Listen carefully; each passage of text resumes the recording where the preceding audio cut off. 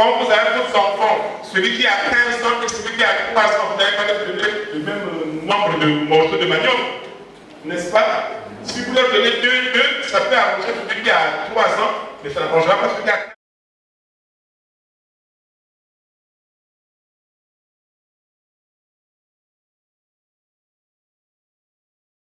ans. N'est-ce pas? Par rapport à la capacité, s'il mange 2, il ne va pas la saisir. Et il faut un peu plus. Et donc le maître les connaissait. Ce n'est pas des gens qui lui étaient connus, mais c'était ses serviteurs. Donc il les connaissait. Il savait que celui-là, lui-là, si vous lui donnez 5 talents, il va vraiment fonctionner. Donc il a donné 5. Lui-là, il a donné 5. Non, il a donné pas. Lui, 2. Celui-là, 1. Et il est parti. Les gens sont restés. Les serviteurs sont restés. Lui, il est parti. Et longtemps après, il revient. Et quand il revient, qu'est-ce qu'il va faire? Il va leur demander de rendre compte. Nous devons rendre compte dans toutes choses. Celui qui avait reçu 5 talents, il avait reçu. Qu'est-ce qu'il a fait? Il est allé les fructifier. N'est-ce pas? Et les 5 talents ont produit 5 autres talents. Celui qui avait reçu 2, il a fructifié. Les 2 talents ont produit 2 autres talents. Celui qui en a reçu 1, on sent vraiment qu'il était paresseux. Et le maître savait ce qu'il a fait de talent. Il a dit non, on va quand même te donner 1 pour voir. Il a reçu 1, et qu'est-ce qu'il a fait? Il a creusé un trou. Il est allé cacher le talent. Il est resté tranquille. Et quand le maître est revenu, il fallait qu'il rende compte. Le premier dit, maître, les 5 talents que tu m'as donnés ont produit 5 autres talents pour aller 10 talents. Qu'est-ce qu'il dit? Il dit, bon et fidèle serviteur, entre dans la joie de ton Père.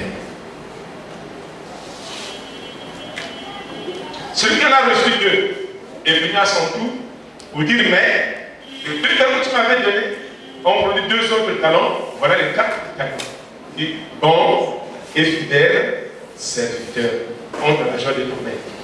Et le dernier, il se pointe, très belliqueux. Il dit, mais, moi je sais que toi tu es dur. Il savait qu'il est dur, il fallait qu'il refuse son argent. Mais quand même, il est prend. Il dit, je sais que tu es dur. Tu moissonnes là où tu n'as pas semé. Et donc, j'ai eu peur. Et je suis allé cacher ton talent dans le trou. Attends, il va creuser. Il dit, voilà ton talent. Il dit, paresseux, méchant, mauvais serviteur. Tu savais que je suis méchant. Non pas que tu as pris mon argent. Tu devais refuser. Mais tu as pris. Et qu'est-ce que tu fais? Tu vas l'enterrer. Mais il fallait te donner au banquier. Et tout le temps que j'ai fait là-bas, mon argent allait produire de l'intérêt. La première fois que j'ai lu ça, je n'avais pas fait attention. Mais quand j'ai relu le Seigneur me montre la présence du banquier à l'époque de Jésus. Je dis, donc je avais aussi des banquiers. Et il me dit, non, mon argent allait produire de l'intérêt. Ça veut dire que la banque met des intérêts. Et qu'en est-il avec vos banques aujourd'hui? Vous donnez de l'argent, vous revenez quelque temps après, l'argent a diminué. Et donc le talent là, si on avait mis dans nos banques à nous, le mec quand il serait revenu, il n'allait même pas retrouver quelques cycles. On avait tout balayé parce que chez nous on n'avait plus d'intérêt, la banque n'avait plus d'intérêt. Mais Jésus dit que mon argent allait produire de l'intérêt. Mais tu n'as pas fait cela, méchant serviteur. Ôtez-lui ce qu'il a. C'est vrai, il n'a reçu qu'un talent, mais prenez-le.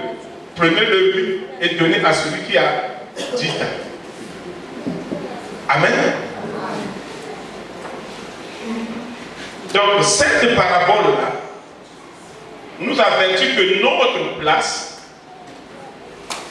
et notre service dans le ciel dépendront de la fidélité dont nous aurons fait preuve ici-bas, dans notre vie et dans notre service.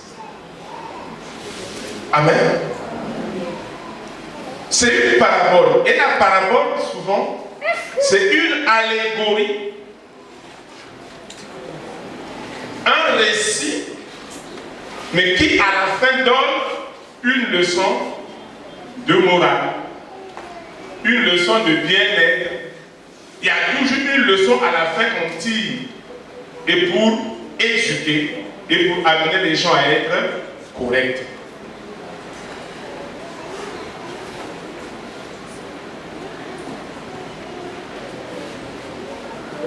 Et donc, ici Jésus a donné cette parabole pour montrer aux gens que notre place et notre service dans le ciel, parce que ici nous vivons tous avec cet espoir de nous retrouver un jour au ciel, n'est-ce pas? Si ce n'est pas cela, personne n'allait venir. Hein. Les gens allaient être dans les cuvettes, je ne sais pas quoi, en train de dormir, au lieu de se réveiller bon matin pour venir se rassembler ici, écouter le bruit du pasteur ou de l'ancien ici. Mais c'est parce que nous savons qu'un jour, nous devons comparaître devant le Maître. Nous devons rendre compte et nous devons avoir une place dans le ciel de gloire.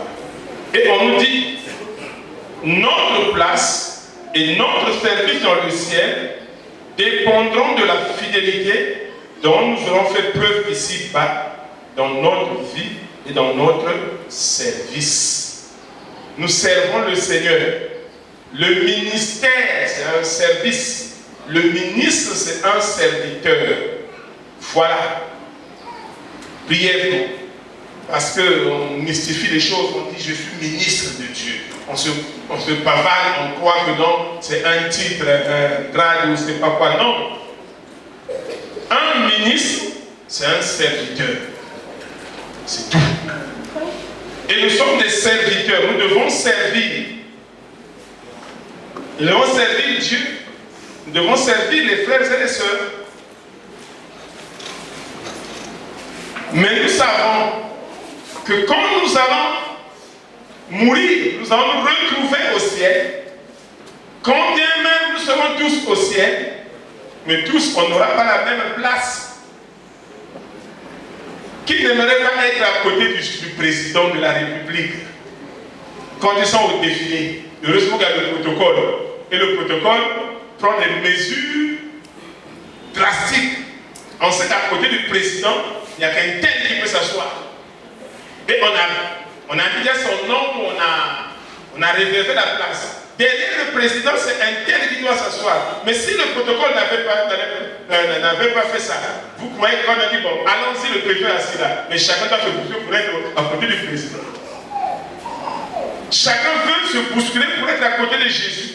Mais on nous dit que quand nous sommes dans le ciel, notre place là-bas dépendra de la place qu'on a occupée ici et du service qu'on a rendu ici-bas.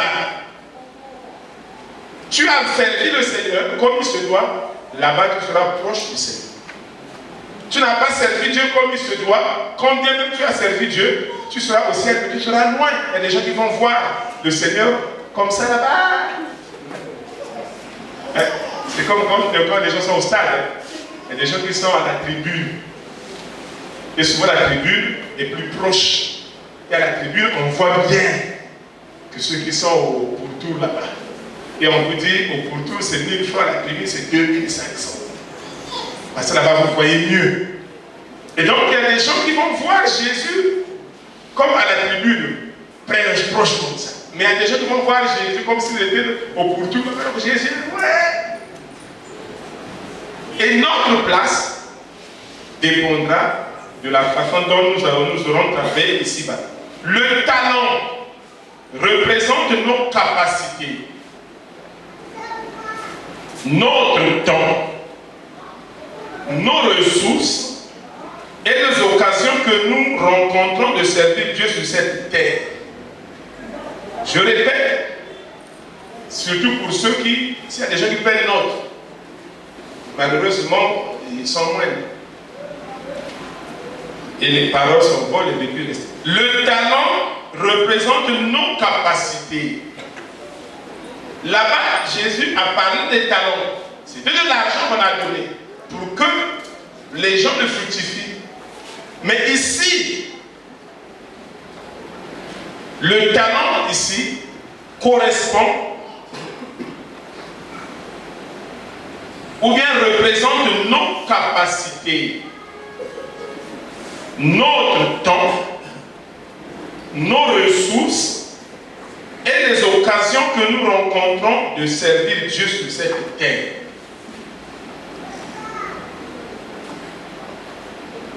Ces choses sont considérées par Dieu comme une charge que nous devons assumer le plus sagement possible.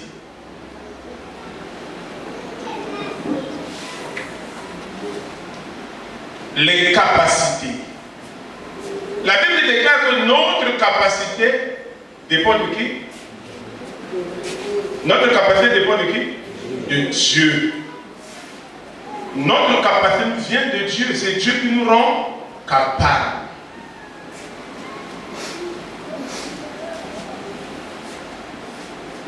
Nous avons dans la Bible, dans le livre d'Exode, au chapitre 36, au verset 1 et 2,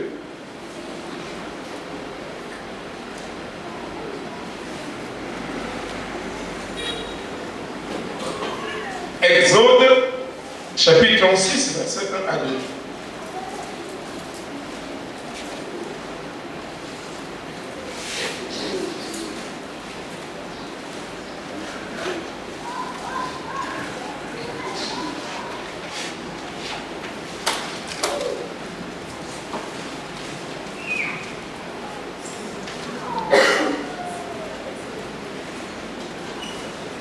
Voilà. Bethsalem, Oliab et tous les hommes habiles en qui l'Éternel avait mis de la sagesse et de l'intelligence pour savoir et pour faire exécuter les ouvrages destinés au service du sanctuaire, selon tout ce que l'Éternel avait ordonné. Nous avons encore la référence Exode 38, verset 23. Exode 38, verset 23.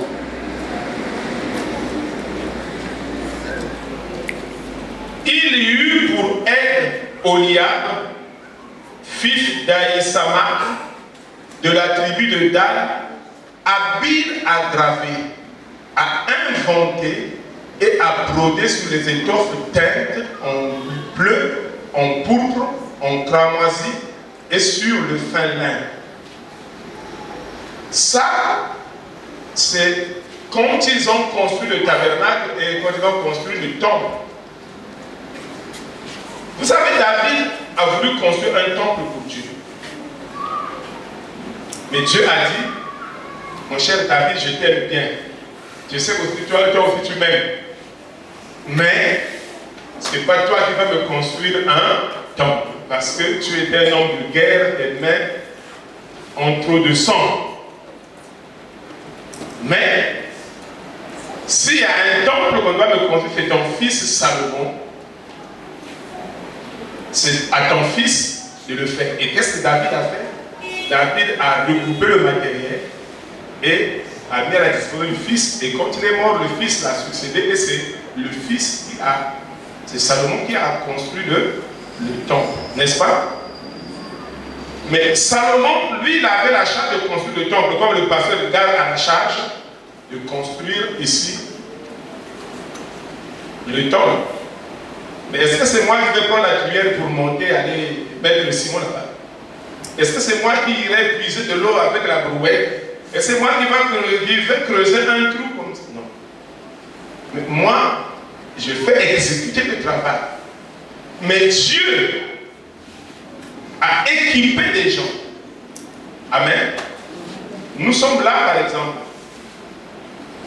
Mais moi, je suis beaucoup plus outillé à lire la Bible, à fouiller et tout ça là. Mais quand vous me parlez, par exemple, de la caméra que vous filmez, vous me parlez, je ne sais pas, de tout ça, ça c'est pas mon domaine à moi.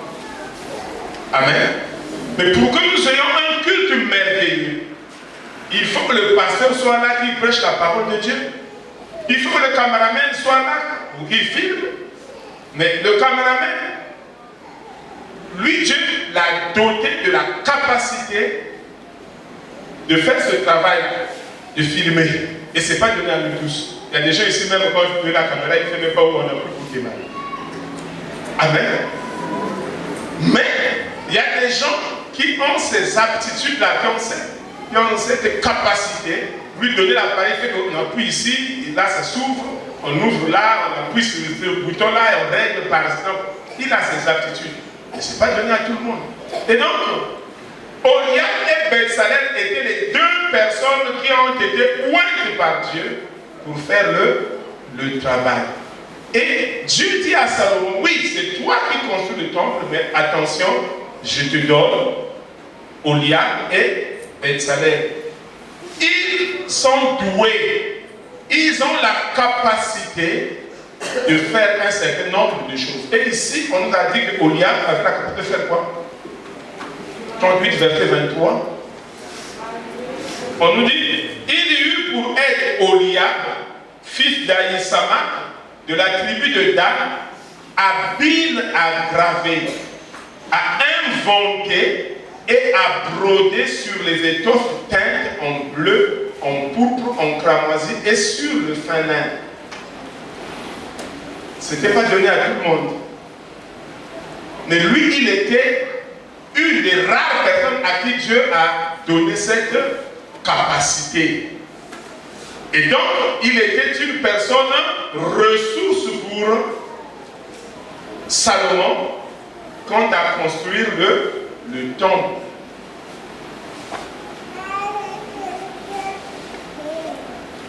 Et donc ici, nous avons été pour la plupart à l'école, nous avons appris, mais ce que nous avons appris nous aide à nous débrouiller dans la société. Je le dis et je le répète, nous n'allons pas à l'école pour devenir président de la République. Nous n'allons pas à l'école pour devenir ministre. Nous n'allons pas à l'école pour devenir directeur. Combien même le chef de l'État est passé par l'école, les ministres sont passés par l'école, mais l'objectif premier de l'école, d'aller à l'école, ce n'est pas pour être ministre ou serviteur ou président de la République.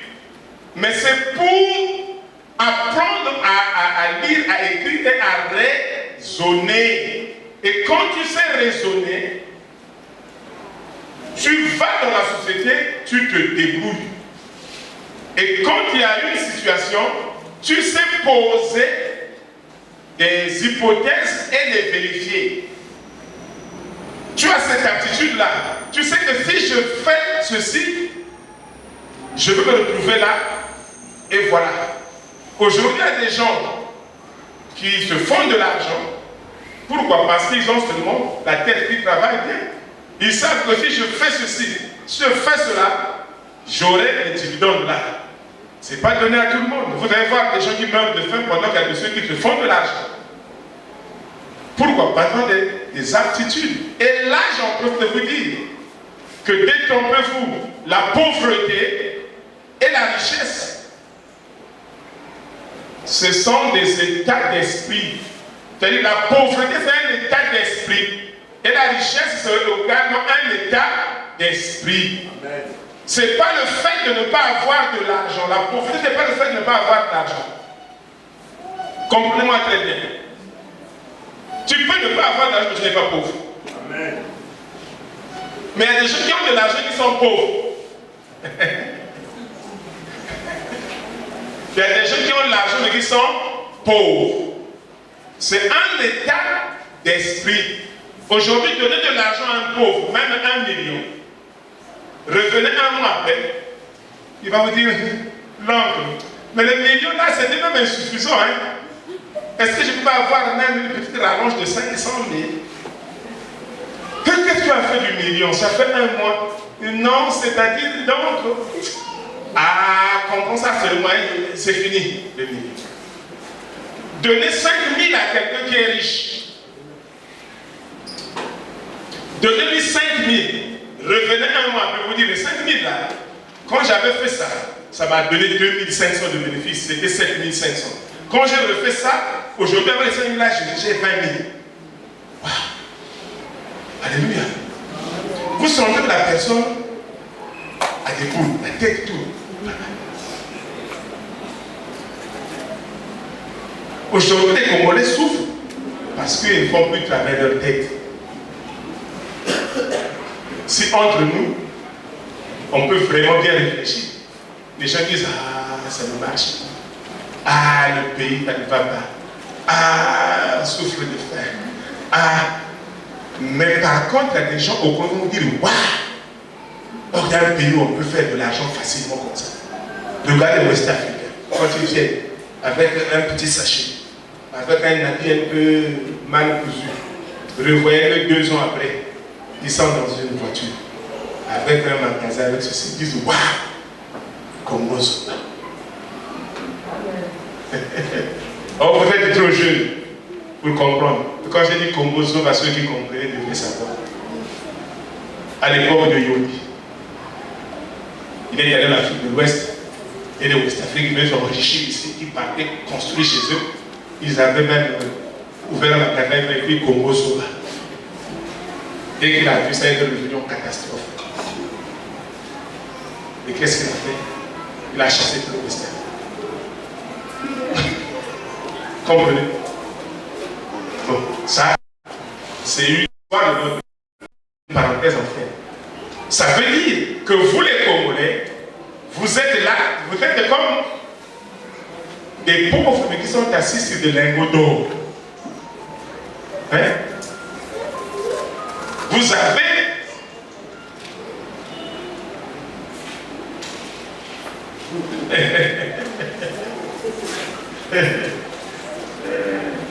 quand j'ai parlé, les gens n'ont pas compris.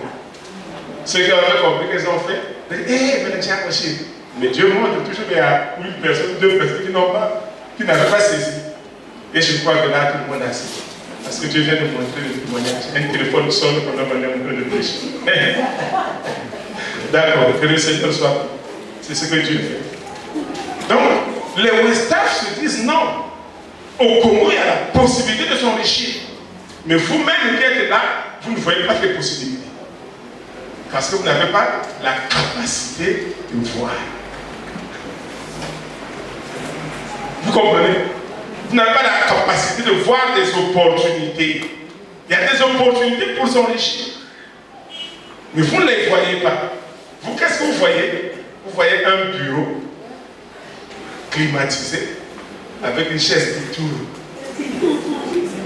Alléluia. C'est pour cela que les Congolais font des longues études et après, vous se retrouvez dans la rue. Il y a des pays où les gens ne font pas des longues études. Amen. En Afrique de l'Ouest, une famille a 5 enfants. On dit, le premier là, c'est une fille. Toi qui iras avec maman au champ. Le deuxième, c'est un garçon. On dit, bon, celui-là, non, il doit aller à l'école, lui. Le troisième, une fille ou un garçon. On dit, bon, toi, tu vas faire l'élevage. Tu dis là avec papa. Toi, tu vas faire.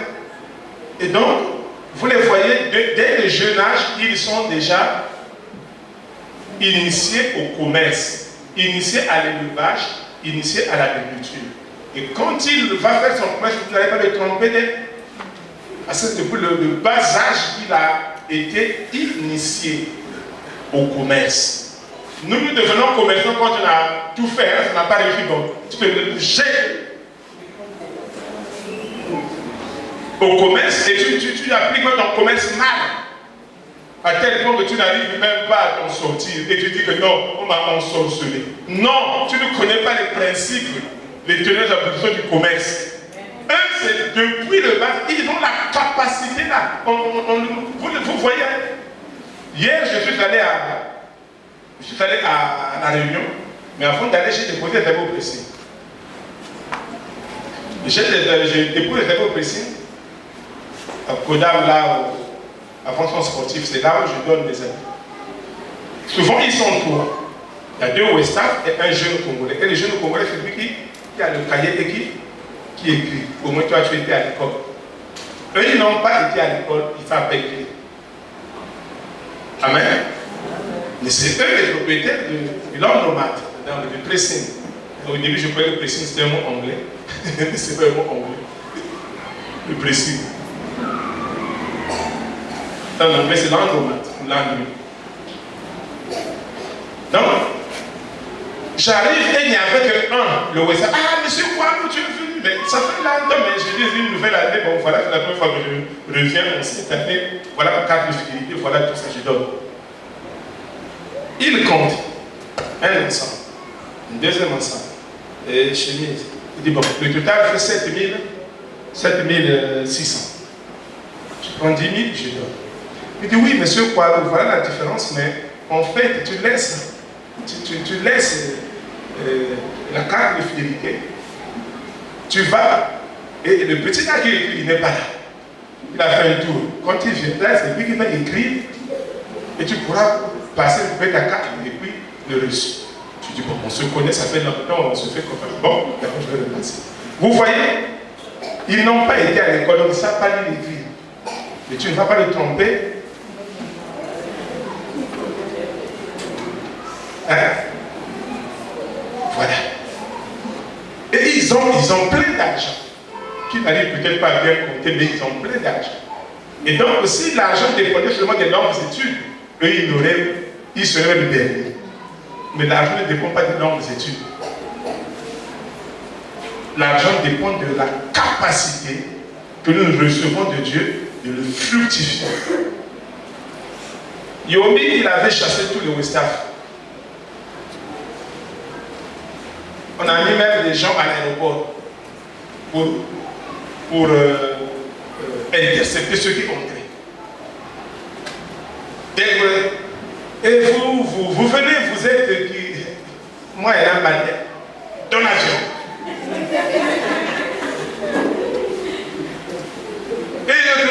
Et toi, moi, il y a un Sénégal dans l'avion. Pendant qu'on est en train de chasser ceux qui sont à l'aéroport, depuis l'aéroport, on les renvoie. Il y a un qui a dit Mali dans l'avion, Sénégal dans l'avion. Et toi, moi, il y a un Mali Sénégal. Je ne peux pas être un Mali Sénégal. Moi, papa m'a dit maman Sénégal. Même Mali Sénégal dans l'avion.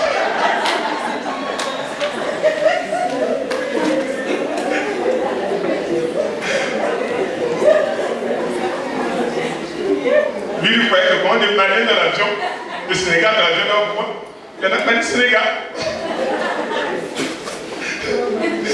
Le policier là aussi, était humoriste, il dit, mais pourquoi tu as dans le Sénégal? Moi, papa m'a dit, maman Sénégal. Même maman Sénégal.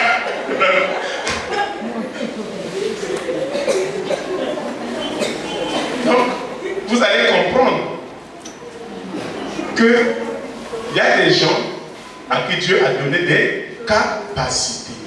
Mais ces capacités, quand Dieu les donne, c'est pour que nous les mettons au service de qui? De Dieu et des hommes. Nous devons servir les hommes, nous devons servir Dieu.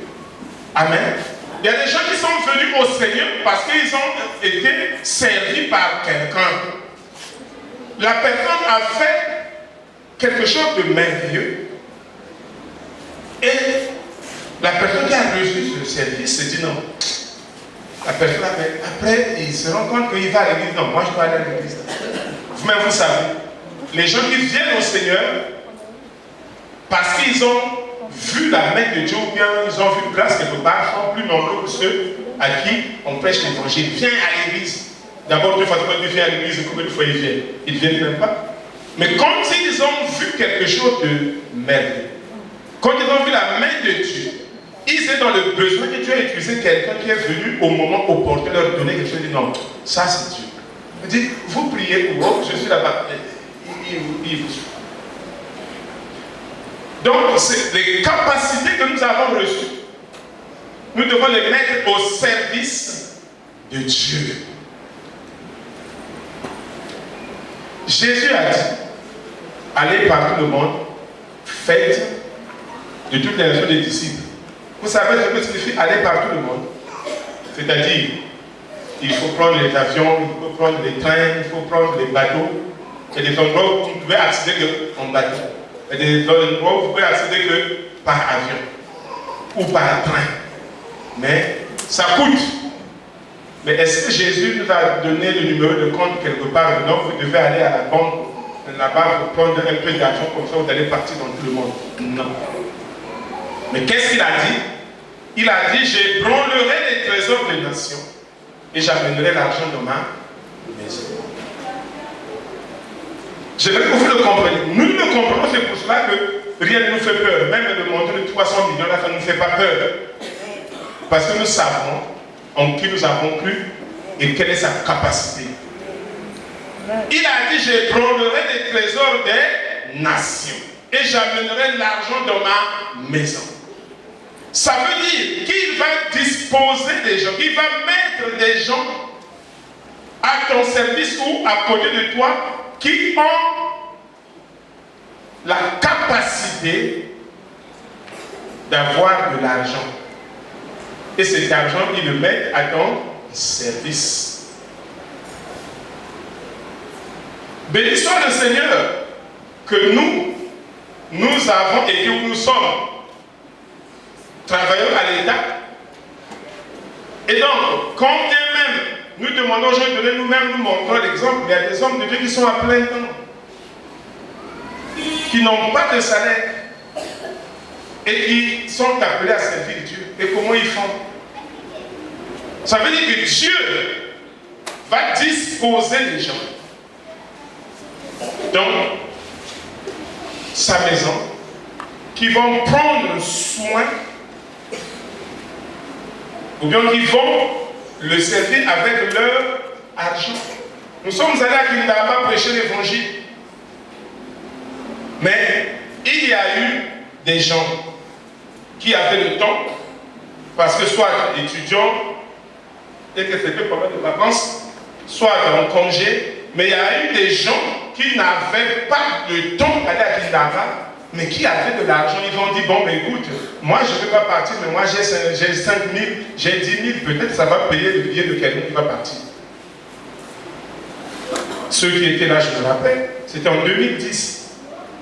On était parti avec l'ancien, on était parti avec pas mal de gens ici, des mamans, là, ceux avec qui on était parti à Kindama. Mais ce voyage, on avait plus de 2 millions. 2 millions. Mais qui avait donné? Il y a eu des gens dans l'église qui étaient capables, qui avaient la capacité d'apporter de l'argent, mais ils n'avaient pas la capacité d'aller sur le cœur. Parce qu'ils n'ont pas de temps, ou bien ils ont peur du gros camion. Est-ce qu'on est parti dans le gros camion? Ah, moi, le gros camion là, il y a ma femme qui avait une tante, la grande sœur de sa grand-mère. Donc, la maman de maman et sa grande sœur. Elle ne montait pas dans les trains, dans les voitures. Elle vivait au village. Et quand on sait qu'il y avait une situation à Babadi, on va partir demain, elle, la veille, elle quitte le village et elle vient. Dès qu'elle monte dans un camion, le camion démarre, elle suffoque. C'est comme si elle va mourir. La langue commence à sentir. Elle commence à vomir. Vous aurez même touché les. Donc on a dit, bon, ça ne sert pas. Donc si une fois, je crois qu'on l'avait mis dans le camion, mais on l'avait mis à la fenêtre parce qu'elle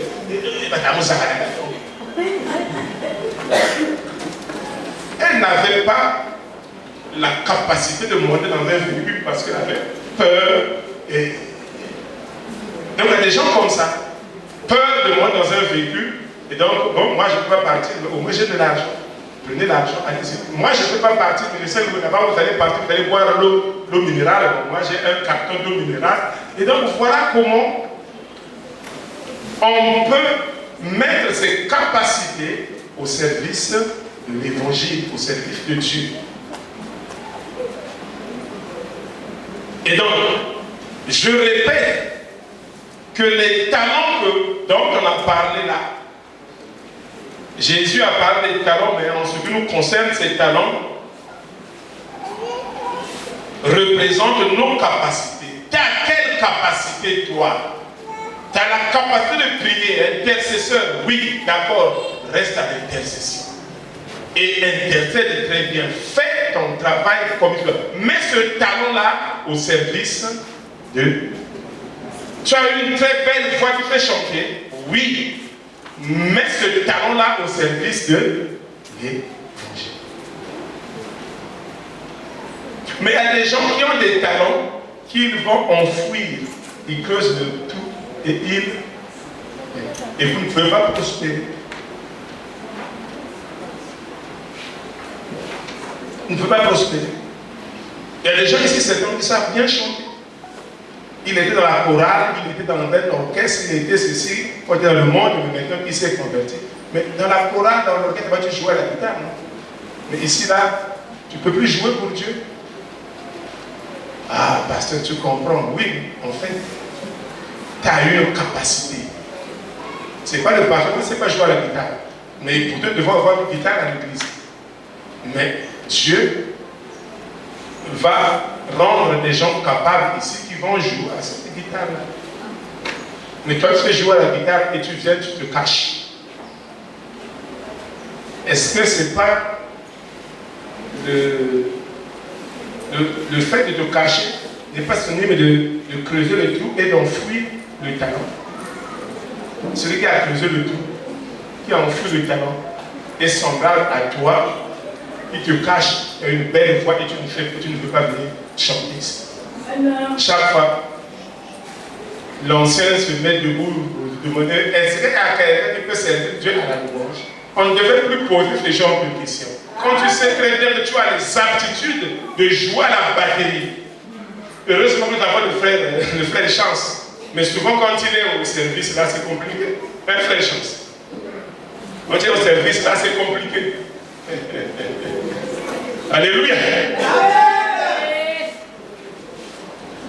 Le frère Gelsia, le pauvre, il se débrouille. Ah, mais on sent vraiment que la capacité, ce n'est pas celle-là. Mais Dieu peut te rendre capable, mon cher. Il peut te rendre capable. Notre capacité dépend de Dieu. Et c'est lui qui nous rend capable. Il a dit, prends Betsalel et Oliab. Ne prends pas n'importe qui. Prends les deux là parce que les deux là, je les ai rendus aptes à faire ceci.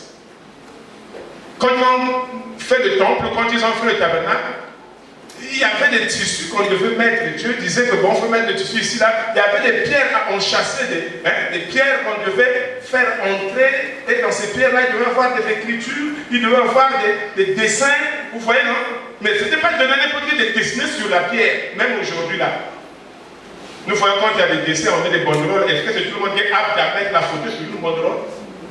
Non, écoutez, il y a plein de photographes, mais il y a des gens qui sont aptes, qui ont cette capacité. Vous donnez la photo, il vous la met sur une banderole et vous mettez au coin de la rue, votre parent est décédé.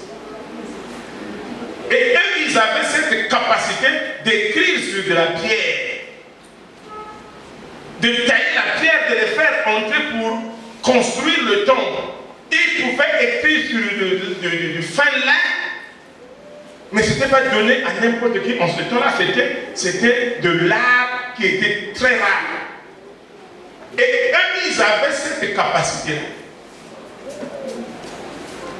Et Dieu a dit, je te donne ces deux personnes. Et donc, si vous avez la capacité de faire quelque chose dans la maison de Dieu, faites-le. Et si vous ne le faites pas, vous êtes semblable à celui qui avait un talent et qui l'avait caché. Or, quand tu caches le talent, tu ne peux pas prospérer, tu ne peux pas le fructifier. Tu restes l'homme de toi-même. Il y a des gens qui ont commencé ici. Mais quand ils ont commencé, ils savaient jouer. Mais quand ils ont joué dans la maison de Dieu, Dieu leur a donné encore une capacité plus grande et qu'ils sont devenus des maîtres dans l'art. Le fils de l'apôtre Dadier, sanctifié. Il a commencé, il était un pianiste à l'église. Et son papa, à Pointe-Noire. Et Dieu fait grâce. Il monte aux États-Unis. Il arrive aux États-Unis, il ne connaît pas grand-chose. Hein. Mais il tombe dans une église où il n'avait pas de pianiste. Et lui, il savait jouer au piano. Et dès qu'il a mis son talent au service de Dieu, on a dit, waouh, on avait quelqu'un qui sait jouer au piano. Mais on a récupéré l'église, a pris soin de lui. Aujourd'hui, il est bien assis aux États-Unis. Pourquoi? Parce qu'il avait des aptitudes et qu'il a mis au service de la maison de Dieu. Et j'ai attiré l'attention des chants, pour la plupart, des instrumentistes. J'ai dit, quand vous regardez à travers le monde les musiciens, souvent les grands musiciens aux États-Unis, soit ils ont été fils ou filles de pasteurs, ou soit ils ont commencé à l'église. Regardez vous-même. Ceux que vous connaissez qui ont fait du beau temps ou bien qui font les R. Kelly que vous connaissez, R. Kelly. Ils chantent dans l'église. Ils chantaient très bien. Dieu lui a donné cette aptitude, cette capacité de chanter. Et tellement qu'il chante bien que le diable lui dit non, non, non, tu peux aller chanter pour ton propre compte. Et qu'est-ce qu'ils font? Ils sortent de l'église et ils font cavalier seuls. Ils font leur carrière en solo. Et comment ils finissent? Aujourd'hui, elle est où? En prison. Vous savez, non? Mais il a commencé dans l'église. Et s'il était dans l'église, c'est tellement qu'il devait être encore dans l'église. Mais aujourd'hui, il est en prison. Quand vous voyez tout ce monde-là, ceux qui font, soit des fils de pasteur, son papa était pasteur, il a commencé à l'église. Ou soit tu n'as pas été fils de pasteur, mais il a commencé à l'église comme chanteur et puis c'est sur lui qu'on comptait à un certain plat. Il va aller travailler pour son propre compte et Dieu lui tourne le dos. Ça, j'en ai parlé avec mon fils. J'ai dit, ancien, faites-le attention. Voilà comment ça se passe. Fils de pasteur, toi tu es fils de pasteur. Et il commence là-bas à la gauche, toi tu commences à la gauche, et il sort de l'église. Fais attention de ne pas sortir dans l'église. Que je sois là, que je ne sois pas là, continue avec le Dieu. Continue à servir Dieu. Si vous sortez, vous tournez le dos à Dieu, et Dieu va vous tourner le dos, et sans Dieu, vous n'irez nulle part. Tu peux servir, tu peux travailler ailleurs, mais tout en servant Dieu. On n'a pas dit maintenant coupe tout, laisse tout, la fonction publique vient faire. Non. Tu peux servir là-bas, tu as une femme, tu as des enfants, mais n'oublie pas l'œuvre de Dieu. Les talents. Chacun de nous en a. Si vous faites attention, vous allez vous rendre compte. Si vous ne savez pas, dites au Seigneur, priez, Seigneur, moi je veux te servir dans ta maison là. Mais je ne sais pas quel est mon talent.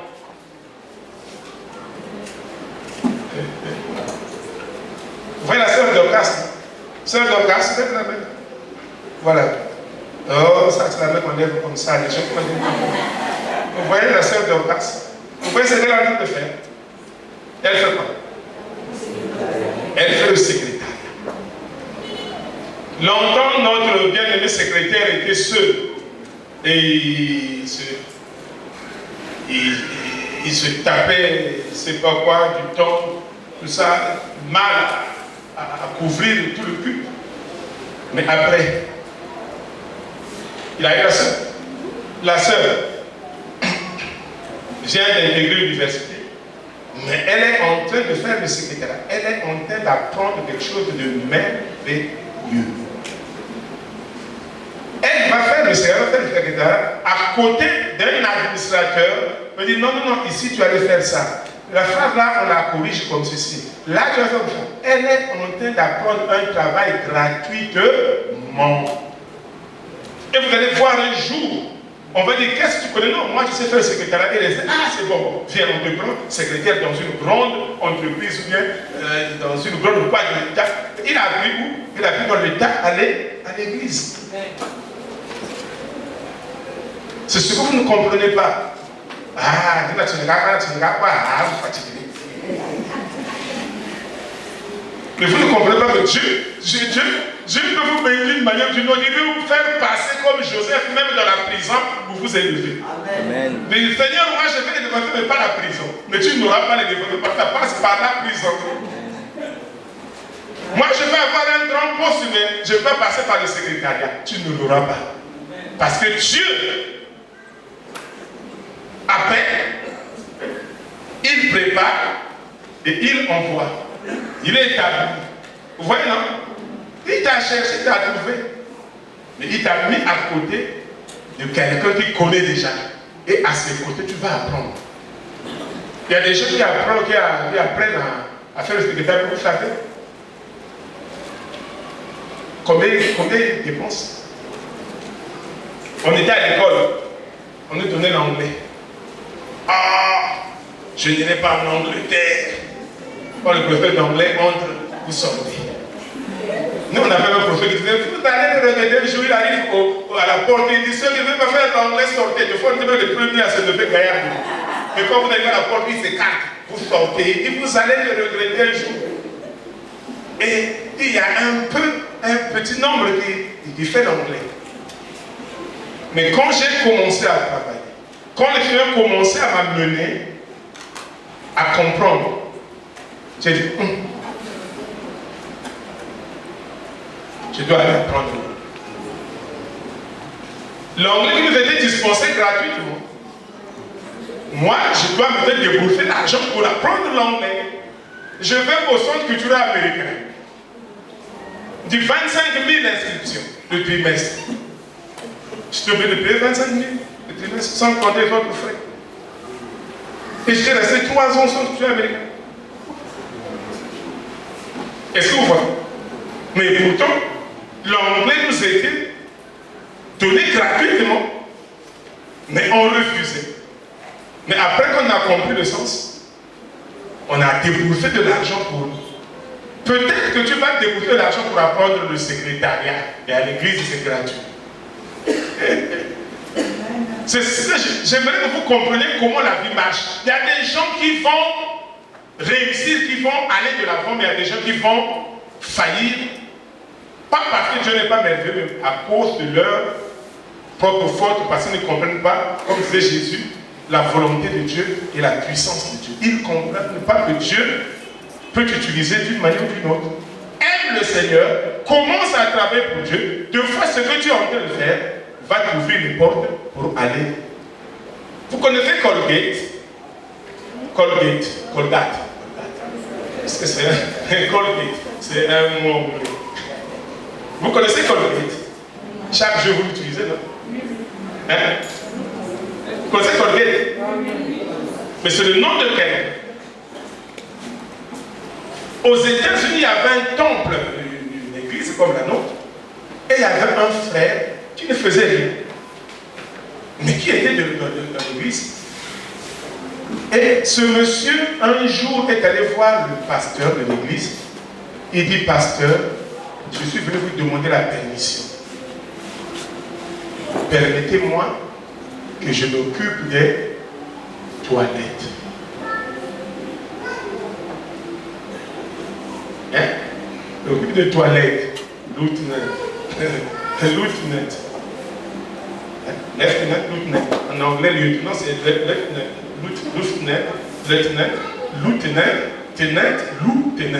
Donc, c'est celui qui s'occupe des toilettes. Le lieutenant. Mais en anglais, lieutenant, c'est lieutenant.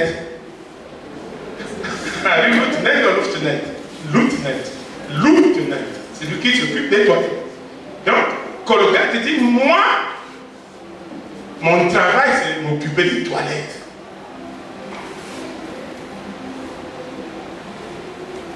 Le pasteur a regardé, a dit, non, c'est merveilleux. Si tu m'avais demandé quelque chose comme, bon, moi, mon travail, c'est de t'accompagner. Si tu prends dedans du jus, je dois goûter d'abord ton jus. Elle dit, non, ça, c'est pas bon. Ça, tu es cupide. Mais il a demandé de s'occuper des toilettes. Est-ce que vous pouvez refuser à quelqu'un une tâche comme celle-là? Vous n'aurez pas 3 personnes qui vont vous demander ça. Les gens vous demandent, non, moi je vais être à la porte pour recevoir les gens. Ça, oh, vous trouverez beaucoup de gens. Mais quand vous dites qu'il va s'occuper des toilettes, là, il faut vraiment avoir vraiment de la peine pour ça. Et de la grâce. Mais lui, il dit, moi, mon travail, ce sont les toilettes. Le pasteur dit, il n'y a pas de problème. On lui a donné tous les moyens possibles. Donc, de l'eau de javel, du savon en poudre. Et le frère Colgate, chaque jour, était à son poste. Et donc, quand quelqu'un partait aux toilettes, lui, il partait, il regardait, il nettoyait, il cirait. Et il revenait dans l'église. 1 année, 2 ans. 1 année, 2 ans. Un jour, un milliardaire viendra prier dans cette église-là. Un milliardaire. Il est venu dans l'église. Il a prié, mais en plein culte, il a senti le besoin. Donc il faut qu'il aille aux toilettes. C'est comme les enfants. Hein. Quand vous avez votre enfant, vous allez quelque part, vous connaissez les réactions des enfants. La première réaction des enfants. Quand vous allez quelque part, vous allez regarder les toilettes. Je ne sais pas si vous le remarquez. Bon, moi, je puisque je ne donc, vous avez quelque part, vous vous asseyez, vous dites, je dois aller aux toilettes. Des fois, il n'a pas envie de faire du tout, mais voir comment sont vos toilettes. Et quand il dit, papa, là-bas, les toilettes, il y a ça, c'est bon. Donc, toi, tu es parti seulement pour le garder. Donc, le frère, le monsieur là, va aux toilettes. Et quand il arrive aux toilettes, il est frappé par la propreté de ces toilettes. Donc, des toilettes sont très propres. Ça veut dire qu'il y a quelqu'un qui s'en occupe, n'est-ce pas? L'église, quand vous rentrez, surtout quand on faisait les travaux, vous venez dans la semaine, vous n'allez même pas avoir des effets ici compris. Les gros trous là, la montagne de sable ici, les fers passent. Ah, comment on prie ici là? Mais ne vous en faites pas. Venez samedi soir, vous allez comprendre le miracle. Le miracle, à quel moment ça se passe.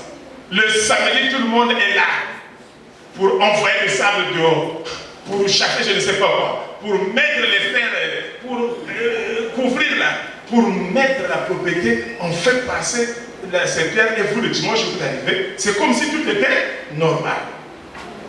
Vous arrivez, vous ne vous rendez pas compte, hein, vous voyez, bon, il y a de tout là, mais moi j'ai ma chair, et puis c'est propre. Mais vous ne savez pas qu'il y a des gens qui ont payé le prix peut-être toute la nuit, ou bien toute la soirée hier, pour remettre les choses en place. Imaginez un peu les gens qui faisaient ce genre de choses ce jour-là, qui ne viennent pas. Et le dimanche vous arrivez. Tu ne peux même pas entrer parce qu'il y a une montagne de sable qui t'attend. Hein, donne-moi cette montagne. Montagne de sable qui te reçoit. Oh, mais comment je vais entrer dans l'église avec la montagne là-dedans? On ne va pas prier aujourd'hui. Mais pourquoi le sable ici? Mais pourquoi c'est pas ménagé? Mais pourquoi? C'est comme le pourquoi là, c'est pour dire qu'il y a des gens qui le font mais qui n'ont pas fait aujourd'hui. Pourquoi on n'a pas fait? Mais qui devait faire? Souvent, c'est la question qu'on se pose à la maison. Maman, tu n'as pas préparé. Pourquoi on ne va pas manger aujourd'hui? Pourquoi tu n'as pas préparé? Les enfants posent déjà des questions à vos parents. C'est comme si, on prépare comme ça. Mais il y a la galère quand vous voulez manger le vide. Tu connais, tu vas dire le goût. Tu vas manger le vide. Donc, ce frère-là, ce monsieur-là arrive aux toilettes. Il sait qu'il y a quelqu'un qui s'en occupe parce que la propriété qu'il a vue. Non, c'était. Il repart, il finit le culte, à la fin du culte, il va voir le pasteur. Pasteur, le culte était merveilleux. Mais il y a quelque chose qui m'a frappé, dis-moi. Les toilettes. Propre comme il n'y en a pas. Le pasteur, dès qu'il a vu ça, il a dit c'est le frère Colgate. Il dit frère qui? Il dit frère Colgate. C'est lui qui s'en occupe. Lui, c'est le lieutenant. Il a dit, je veux le voir. On n'a pas cherché à voir l'intercesseur. On n'a pas cherché à voir l'interprète. Mais on a cherché à voir celui qui s'occupe des toilettes. Chose que les gens n'allaient pas accepter facilement. Si aujourd'hui tu passes depuis des toilettes, il n'y a rien à faire qui passe. N'est-ce pas? Moi, les toilettes, non, moi je préfère quitter le aller. Mais c'est dans ces genres de choses que Dieu met sa grâce. Le monsieur voit le frère Colgate, c'est toi Colgate, oui, c'est toi qui t'occupes de mettre, oui, oh, mais c'est formidable, écoute. Je suis quelqu'un et Dieu m'a mis à cœur de mettre sur le pied une certaine marchandise, pas dentifrice, mais je mettrai ton nom. Et à chaque fois qu'on va vendre un tube de pâte dentifrice, tu as un pourcentage dedans. Non, je vous dis ça différent de Colgate, vous ne connaissez pas. Colgate, vous voyez là pour brosser les dents. C'est le nom de quelqu'un. Et qui était dans une église. Et le milliardaire, quand il est venu, Colgate s'occupait des toilettes. Et tellement qu'il fait son travail bien, le monsieur était frappé par la propriété. Il dit non, le monsieur qui fait ça, qu'est-ce qu'il faut? Il ne fait rien. Son travail, c'est seulement des toilettes. Il dit bon, moi, Dieu me met à cœur de l'honorer. Je veux mettre son nom sur la marchandise que je veux sortir de tube dentifrice.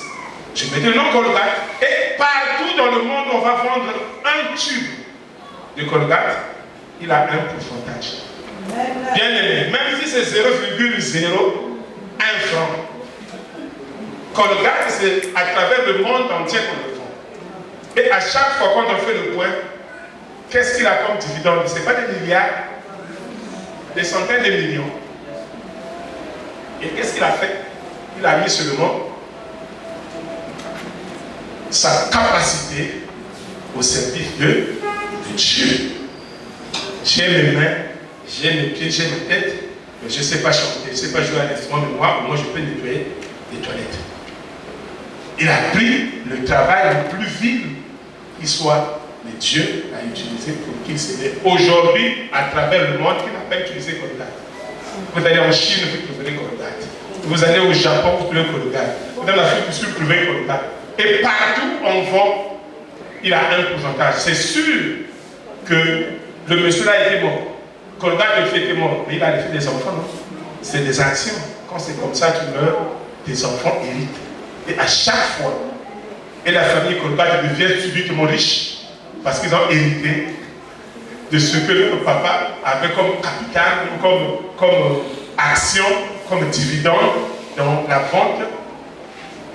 Donc vous voyez comment Dieu peut élever quelqu'un qui met ses capacités à son service.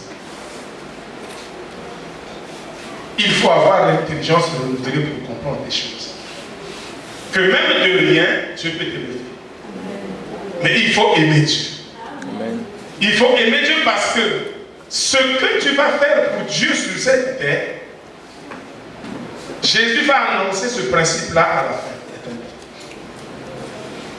Au verset 29, je crois, ou 30.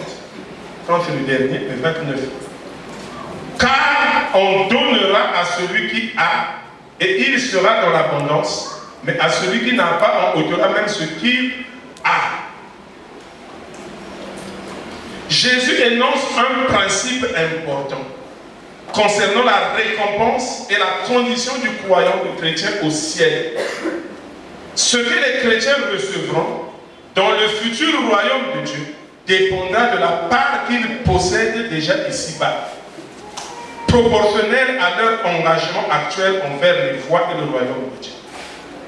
Ne crois pas que ici tu n'aimes pas Dieu et quand tu vas mourir, tu vas au ciel, parce qu'au ciel, il est dit qu'au ciel, ceux qui vont entrer vont faire quoi? Ils vont seulement adorer Dieu.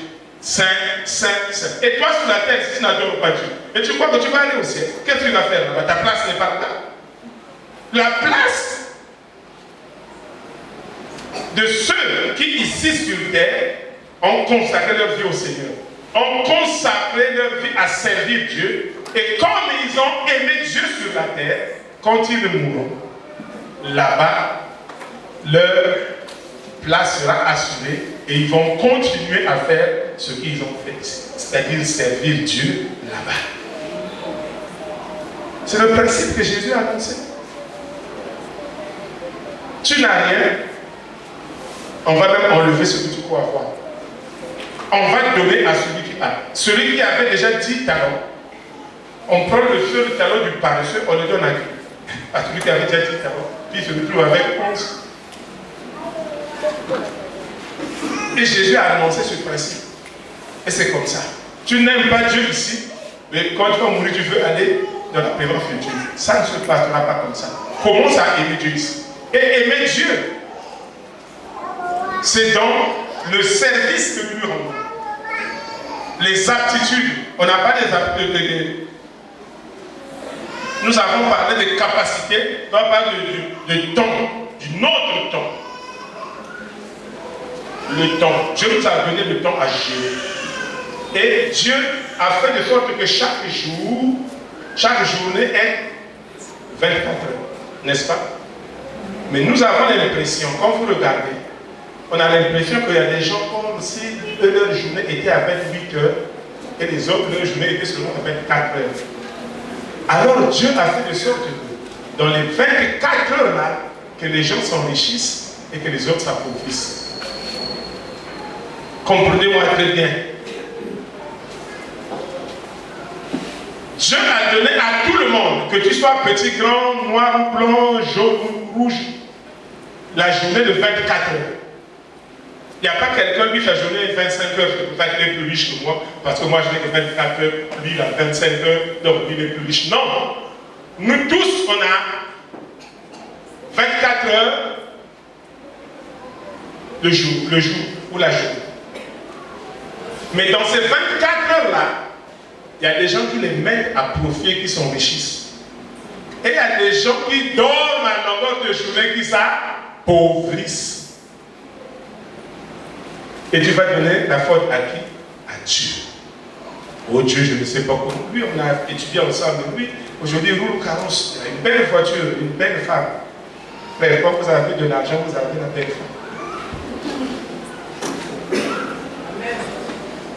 Ou bien vous faites de sorte que votre femme devienne belle. Vous avez une belle femme. Elle va partir du parfum de 2 000 au parfum de 50 000. Ça fait déjà partie de la produit, tu as de l'argent.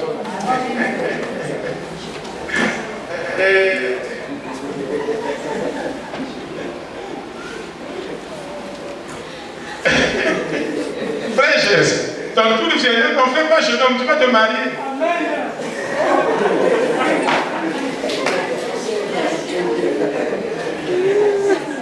Mais mes filles qui sont là, Dieu ne les a pas créées pour souffrir. Je sais que tu vas prendre une idée, tu ne vas pas prendre dehors. Tu dis, papa, j'ai une femme, la première chose que je fais quitte, c'est dans la maison, oui. Oh non, elles vont au marché là-bas, c'est une païenne. Je dis, non. Mais, mes filles là, Dieu ne les a pas créées pour souffrir. Dieu n'a pas créé la femme pour qu'elle souffre. Dieu a créé la femme pour qu'elle soit heureuse. D'accord? Et l'homme est le responsable du bonheur de la femme. Et donc, si la femme souffre, la faute revient à qui? Au monsieur qui n'assure pas le bonheur de sa femme. Et l'argent ne fait pas le bonheur, mais l'argent nous aide à régler un certain nombre de problèmes. Tu ne peux pas plus marcher de Makelekele à Mungali parce que tu n'as pas 100 francs. Mais quand tu as 100 francs, tu vas dire, hé, taxi, tu es parti pendant que l'autre est en train de faire la barre. Hein? De Makelekele à Mungali parce qu'il n'a pas 100 francs. Son mari n'a même pas 100 francs. Alléluia. Donc c'est comme ça, hein, mes soeurs. Et mon frère Gersia, il faut d'abord se casser en mille. Trouver là où tu peux avoir 10 francs parce que tu dois mettre l'âme seule que Dieu te donnera à l'aise. Alléluia. Et ces autres, ces désirs doivent être comme des autres. On dit, avec ces gens-là, il fallait que je bois des secrets. Les secrets, c'est le péché. Attends. Là, c'est là, les secrets là. Oh! Ça, c'est formidable. Mais, oui, on a un secret.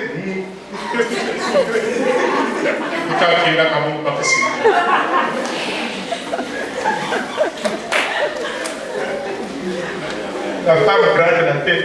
Et quand elle voit l'autre, la pratique en train de boire le secret, pas caca, toi tu fais tout ça. Le secret, attends-moi. Mais on prend toi ton mari qui n'est pas apte de lui donner le secret, et l'autre va faire quoi? Donc, bien aimé, c'est ça. La capacité. Il faut le temps. Dieu nous a donné le temps, mais nous devons savoir gérer le temps. Là, maintenant, vous arrivez chez moi à la maison, surtout quand je finis de prêcher, là, je suis fatigué, j'arrive, je peux me reposer un peu. Mais j'ai 60 ans, passé. Et quand j'avais 25 ans jusqu'au moins à 40 ans, je ne dormais pas. Je dormais le soir, je dormais petit. Je disais, ceux qui dorment la journée font des pauses. Voilà. Tu ne pouvais jamais venir me voir me dormir. Le matin, j'ai commencé à travailler, j'avais 25 ans. Le matin, je suis au boulot. À l'école primaire, on commençait à 6h20. On doit faire le balayage, 7h, le quart va monter, le pleuve fait que je suis la première leçon commence. Et donc, tu dois être à l'école à 7h15, à 6h15 au plus tard. Parce que chacun devait encadrer ses enfants dans le balayage. Et si tu dois arriver à l'école à 6h15, donc tu te lèves à quelle heure chez toi? Et tu te mets en route à quelle heure? Donc voilà. Je finissais à 12h. 12h, je finis, je viens à la maison. J'avais des classes de CM2. Je devais faire 9 fiches parce que j'avais 2 fiches du matin, de 7h à 12h. 9 fiches. Tous les jours, tu as 9 fiches en faire. Je fais mes 9 fiches parce que qu'à 16h, je dois être à l'église. Je finis à 12h, 12h30, 13h, moi je suis à la maison. Madame me dit, chérie, tu ne manges pas, chérie. Laisse d'abord la nourriture. Je travaillais, je fais mes fiches jusqu'à 16h moins le quart plus tard. Je vais à l'église. 16h juste, on commence le culte. 18h moins le quart, je dois finir de prêcher. Je dis à l'oreille du modérateur de continuer, tu clôtures. Dès que, bon, courbons nos têtes dans la prière, dès que coupe la tête, le modérateur passe, moi je me clipse, je prends mon sac, je suis parti. Je prends l'occasion, je suis au centre culturel américain, 18h à 20h. On finit à 20h. 21h, juste à peu près, je suis de retour à la maison. Tu arrives, on te dit non, le chauffeur a laissé la voiture, par exemple dans le transport. J'étais dans le transport, le bus ou le taxi, on dit non, le chauffeur a fait le bus là, il est en panne, tu vas voir. D'abord, dès que tu démarres, tu comprends pas. J'entre dans la maison, 21h, j'enlève les habits, je prends la queue de mécanique, je mets. Je prends la mallette de clé, je sors. Je prends le coin de match, c'est quelle part? Je repars le soir, je suis à 21h. Et c'est en ce moment-là que je faisais le fois intervenir le frère Yves, le témoignage que vous avez. Je dis, Rolf, papa, David, allez viens appeler. Il y a Yves. Dis, papa a besoin de toi. Yves arrive. Yves, nous devons lever telle pièce, on va changer. Prends les clés, toi, ouvre là-bas, moi je ouvre ici. Démontre ceci, moi, je deux fois, c'est à 23h, on est en train de réparer. Je finis à 23h, 23h30. Ah là, maintenant, parce que la voiture va aller chercher l'argent demain. Je dépose la voiture au garage. Deux fois, il dit, papa, nous on n'a pas l'eau à la maison. Je dis, au fait, nous aussi, il n'y a pas d'eau. On prend les bidons chez nous. 25 litres, on met dans le bus. On descend chez Yves, on prend chez bidons, on va au cataract. On va puiser les bidons de 25 litres, on met 8 ou 10 bidons. On met dans le bus, on revient. On dépose chez moi, je dépose Yves chez lui avec les bidons. Donc, des fois, 1h du matin, 1h30. Je me lave, je mange. C'est maintenant que je veux manger. Je dors à 2h du matin. Je dois être à 6h15 à l'école. Tu vas te lever à quelle heure? Donc souvent mon sommeil était comme ça. 2h, 2h30, 3h. Et quand vous voyez, je ne consistais pas. Là, je suis très gros. J'ai toujours ça été comme ça. J'ai allé vérifier papa. Quand je parlais chez le tailleur, il me prenait des mesures pour. Je dis les mesures de l'année passée là, prends seulement ça. Il dit donc quand tu fais les épapos, on a toujours ça.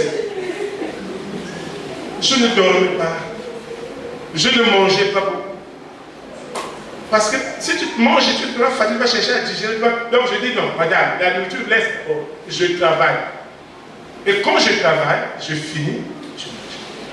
Demain, la voiture est allée chercher l'argent. Moi, je suis au boulot et c'était tous les jours comme ça. Et donc, quand je vois les gens la journée, tu es en train de dormir, je dis, mais il n'a rien à faire dessus. Un pas dessus. Mais à la fin, la voiture et le bus ramènent de l'argent. L'État me paye. Et je ne peux pas payer quelque chose à mon épouse. Je ne peux pas payer un billet pour qu'on fasse un tour à côté de moi, même dans l'avion. Eh bien, le bus a travaillé, dit.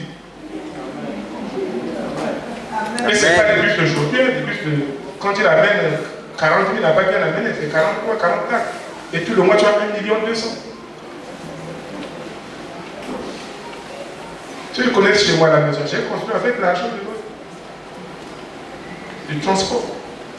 Ce n'est pas avec les miens que le salaire de la fonction publique, non. Maintenant, toi, on a été ensemble à l'école, même si on travaille ensemble, mais dès qu'on ne revient pas, tu viens dormir, et moi je suis en train de réparer le bus. Quand toi tu dors. Après, moi je vais dormir, toi tu vas faire quoi? Tu vas encore dormir. Et à la fin, comprenez. Quand l'autre va tendre les mains, toi tu tends les mains, il n'y a rien, parce que tu n'as pas de travail. Et c'est ce que Dieu nous montre et veut que nous comprenions. Paresseux, ne travaille pas, ne mange pas. Un peu dormir, un peu croiser les bras, et la pauvreté te surprendra. Quand la Bible dit, c'est ça. Et c'est ce qu'on ne vous a pas dit à l'église catholique. On vous a dit, écoutez, vous irez au ciel, vous faites ceci. Mais on ne vous a pas appris. Et si quelqu'un te dit, non, prions seulement, nous irons au ciel, et c'est vrai, mais on est encore sur la terre on a besoin de manger. Donc nous devons prier, nous devons travailler. Et ça, on ne vous dit pas. Et moi, je dis aux gens que nous devons travailler. La preuve de moi-même, je montre l'exemple, je travaille. Je ne suis pas appelé à plein temps. Et ceux qui disent plein temps par rapport à quoi? Quand on se réveille, lui, il continue de dormir, moi, je vais travailler. Et quand je reviens à midi, il continue de dormir. À 16h, on se réveille, il se réveille, moi aussi, bon, on est tous à l'église. Lui, il prêche, moi, je prêche dans son église. Il prêche dans son église, moi, je prêche dans mon église. Mais moi, le matin, je suis allé au boulot, lui, il a dormi. Et il dit, il est à plein. Il est à plein par rapport à moi. Il ne devait pas dormir. Il devait aller à son boulot, lui aussi. Son boulot, c'est quoi? C'est l'œuvre de Dieu. Comme moi, je vais à l'État, lui, il devait aller peut-être à l'église, recevoir des âmes, visiter les âmes, prier. Chercher à faire des enseignements, lire des livres, inspirer la Bible, tout ça. Et le soir, lui, il est à l'église, moi je suis à l'église. Le matin, moi je suis au boulot, il est à son boulot. Mais lui, le matin, il dort. Parce qu'il se dit, moi je suis à plein temps, c'est seulement le soir que j'ai à l'église. Et donc il n'a pas le temps, il dort. Non. Vous ne comprenez pas. Et vous faites ça, vous êtes pauvres. Il y a des pasteurs ici, aujourd'hui ici, ils sont là, ils n'ont même pas un Jakarta. Eh bien, c'est faux. Il y a des pasteurs aujourd'hui qui crèvent la dalle. Hein? Regardez pendant le confinement. Envoyer les dîmes par moment. Nous, on n'attendait pas les dîmes. Nous, on dit qu'on a positionné le salaire. On sortait, on partait pour le salaire, on mangeait, on est tranquille. Mais les pasteurs qui sont en plein de qui faisaient bien. Envoyer les dîmes, mais les dîmes, on va les envoyer comment eux aussi ils sont confinés. Et c'était compliqué.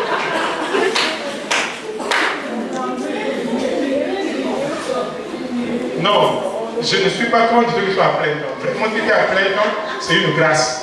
Dieu t'a appelé à plein temps, c'est une grâce. Mais je déplore mes frères pasteurs avec une église de 35, 40 membres, tu vas te faire à plein temps.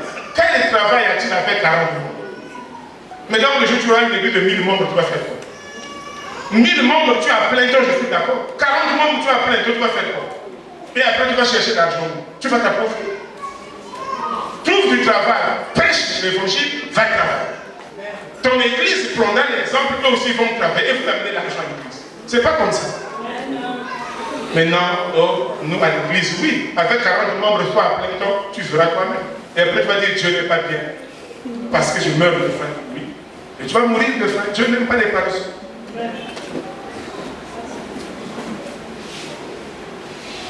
Le temps. Nous devons mettre le temps à profit. Le temps passe. Et le temps perdu ne se rattrape. Lost time is not found again. Le temps passé, le temps perdu ne se rattrape. Donc il ne faut pas perdre le temps. Celui qui a créé le temps a dit de racheter le temps. Ça, c'est celui qui a créé le temps. Et vous dites, qu'est-ce que tu veux? Oh mon frère, je perds mon temps ici. Et continue de perdre le temps. Tu vas t'appauvrir. Il faut savoir mettre le temps à profit. Les gens qui sont très intelligents, ils lisent beaucoup. Mais j'avais un ami. Il fait de lire 2-3 livres, même en une semaine. Et tu vas chez lui, tu vas le prendre dans la voiture, quand on est dans le palais, il a un livre qu'il a envie de lire. Deux fois, il parle, il a mis le doigt pour ne pas perdre la page. Et dès qu'il finit de parler, toi tu parles, il ouvre le livre, il lit. Vous êtes à la maison en train de manger, il a un livre. Lui-même, monsieur, il est en train de lire parce qu'il veut finir le livre. Il peut te lire 2-3 livres la semaine. Mais il était très intelligent. Aujourd'hui, les enfants ne lisent plus. Ils ne lisent plus. Et vous ne pouvez pas être intelligent. C'est en lisant qu'on découvre beaucoup de choses. Mais vous ne lisez pas. Et vous voulez être intelligent. Pourquoi? Vous perdez votre temps, surtout avec la télé, les téléphones. Quand tu es déjà entré dans Facebook ou dans YouTube, tu veux toujours chercher ce qui vient après. Après, c'est quoi? Après, et tu passes 2 heures, 3 heures du temps, rien qu'à fouiller dans les téléphones. Mais si on dit prions, dès que tu commences à dire Seigneur, je te bénis.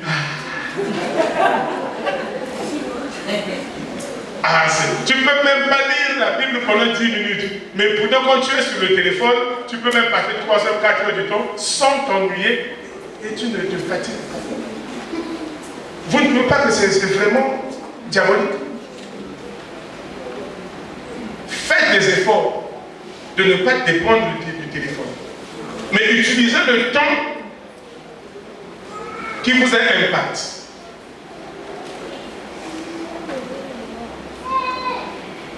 C'est ça. Le temps aussi, c'est un talent. Comment tu utilises ton temps? À suivre le match de football. Waouh! Tu cries après le ballon. Ça pas plus fou que tout. Waouh! Waouh! Quand tu finis, surtout si on a battu votre équipe, il faut avoir de Doliprane à côté.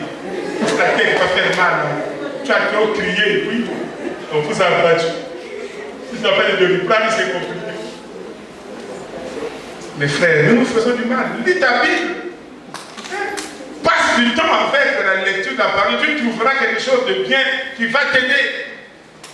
La Bible a été écrite en français correct. Et même, tu peux trouver des mots ici qui vont t'aider dans la vie sociale. Dernièrement, je disais aux enfants. J'ai dit d'abord, il y a une chanson qu'on chantait, j'ai dit, unissons nos voix avant de nous quitter. Je veux parcourir d'autres lieux. La vie est si douce, aussi. Je veux parcourir d'autres lieux. J'ai dit aux enfants, dites-moi le lieu là, comment on va l'écrire. Hein? Là-bas, il est de votre côté. Dites-moi. Je veux parcourir d'autres lieux. Dites-moi, lieu là, on va l'écrire comment? Non. Toi, tu connais la réponse que j'ai. Lieu là, on va l'écrire comment? Dites-moi. Ça, c'est la chanson de la Bible simple. Vous êtes des intellectuels. Je veux parcourir d'autres lieux. Lieu là, on va l'écrire comment?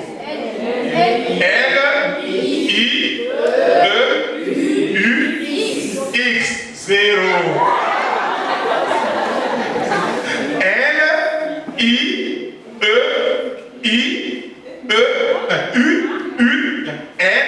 L-I-E-U-E-S.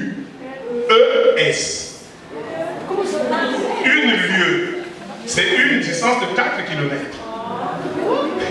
Je n'ai pas dit un lieu, j'ai dit une lieue. Un lieu, c'est X. Une lieue, c'est E. L-I-E-U-E.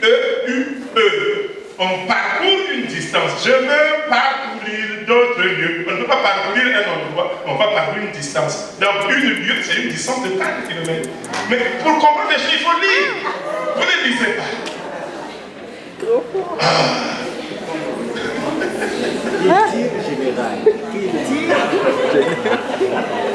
Un lieu, une lieue. Un vase, une vase. Dans le train, j'ai séparé des gens qui allaient se battre. On est dans le train, je reviens de Pointe-Noire. Ce n'est pas une réunion de pasteurs. À l'époque, on venait dans le train. Là, on prend les avions. Et dans le train, vous savez, vers les minutes là, chacun commence à formuler, il y a des gens qui se mettent à parler, à discuter. On dit un vase, on dit une vase. Non, on dit un vase, on dit une vase. Ah, sur le dictionnaire, je dis, vous avez un dictionnaire ici, du sensé. J'ai mon frère, dis-nous, qui a raison? Je dis non, vous deux, vous avez raison. Ils sont là. Je dis oui, vous deux, vous ne dites pas la même chose. On dit un vase, on dit une vase. Mais un vase, c'est un récipient, une vase, c'est la boue. Donc on peut dire un vase, on peut dire une vase, mais ce n'est pas la même chose. La vase, c'est la boue. Le vase, c'est le récipient. Ils m'ont regardé. Ils ont failli m'embrasser. Parce qu'ils voulaient se battre. Non, c'est moi qui ai raison. On dit la vase. Non, c'est moi qui ai dit le vase. Je dis, vous deux, vous avez raison. Mais vous ne dites pas la même chose. Imaginez. À l'école normale des instituteurs où on nous a encadrés, on a dit un ancien ne glisse jamais sur n'importe quel chose. Un enseignant. Non, les enseignants, bien formés comme nous. Pas les enseignants d'aujourd'hui, où lui-même il se demande si c'est le Sénat, d'abord ça passe. Ça dépend de celui qui parle.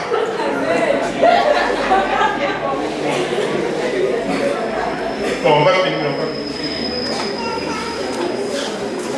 On va finir. Le temps. Il faut bien utiliser le temps. Et vous allez voir que les gens qui ont réussi dans la vie, ils ont utilisé le temps. Vous avez connu Bruce Lee. Ça c'était à l'époque où il est mort en traite, je crois. Et nous on était déjà assez grands. Mais Bruce Lee, c'était le maître des arts martiaux. Le grand maître. Mais vous savez, Bruce Lee, combien de temps il s'est entraîné la journée? La journée à 24 heures, Bruce Lee s'entraînait, je crois, 18 heures la journée. 18 heures la journée. Donc il s'entraîne 18 heures la journée. Mais il ne peut qu'être fort. Quand tu entraînes de combien? Au moins je m'entraîne 2 heures. Au moins je m'entraîne 3 heures. Lui il s'entraîne 18 heures sur les 24 heures. Et vous voulez vraiment exceller dans ce que vous faites, vous venez aux répétitions. Quand on vous dit venez à 16 heures, on va finir à 19 heures. 17 heures, 18, 19 heures, 3 heures de répétition. Seulement 3 heures.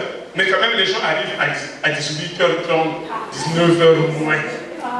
Donc, je suis venu aux répétitions. Donc, il va répéter 15 minutes, il est parti. Mais il veut quand même exceller. Non, frère. Les gens qui excellent, ce sont ceux qui passent du temps, qui prennent le temps pour approfondir ce qu'ils ont à faire.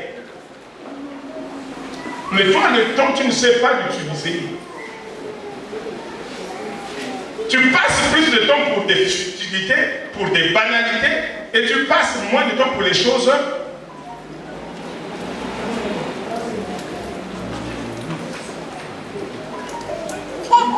Il faut savoir utiliser son temps. Et surtout mettre le temps de Dieu à côté. Nous avons à donner la dîme à Dieu. Même la dîme de notre temps. Les gens croient que la dîme c'est seulement l'argent. Même la dîme du temps. Nous avons combien d'heures la journée? 24 heures. Et la dîme de 24 heures c'est combien? 2h40. 24. C'est 2h40 minutes. Donc tu as 2h40 minutes à consacrer à Dieu la journée. Si tu veux vraiment utiliser le temps comme il se doit. Donc dans les 24 heures là, on lève déjà 2h40 minutes pour Dieu. Tu peux prendre 1h20 le matin, 1h20 le soir, je fais 2h40 minutes. Mais ça c'est pour Dieu. Donc tu passes le temps avec Dieu dans la prière, à lire la Bible, tout ça, et le reste du temps tu peux faire ce que tu veux. Mais non, toute la journée tu n'as pas prié, tu n'as même pas travaillé, tu n'as même pas lu la Bible, tu n'as même pas été en contact avec Dieu. Et tu utilises les 24 heures pour toi. Tu ne peux pas réussir. On vous dit venez à l'église ne fût-ce que 17h à 19h, ça fait combien d'heures? Dieu t'a donné 24 heures. Mais tu ne peux pas consacrer 2 heures. Ah, pasteur. Tu sais, je revenais du travail. J'étais fatigué. Quand tu me dis ça, je regarde d'abord ton âge. Je dis à ton âge là, moi, je faisais au moins 3 métiers. Vous avez entendu ce que j'ai dit? Vous avez vu mon programme, comment je faisais? Hein? Le boulot, travailler à la maison, préparer les cours de demain, parce que l'inspecteur est à l'école et le conseiller.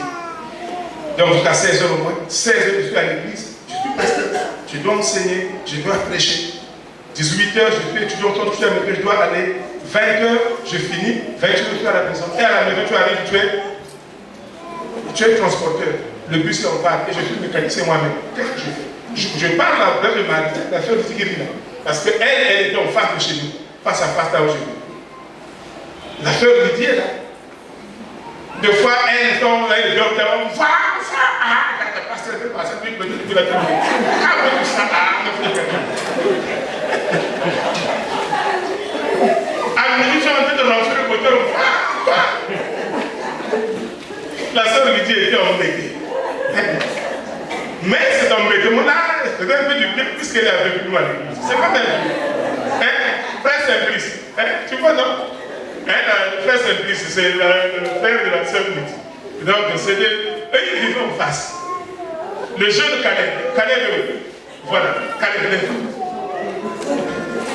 Regardez, ce que Dieu fait, c'est merveilleux. Le frère Caleb. Vous connaissez le papa de Caleb? C'est le diable. Caleb est né là en face, bébé.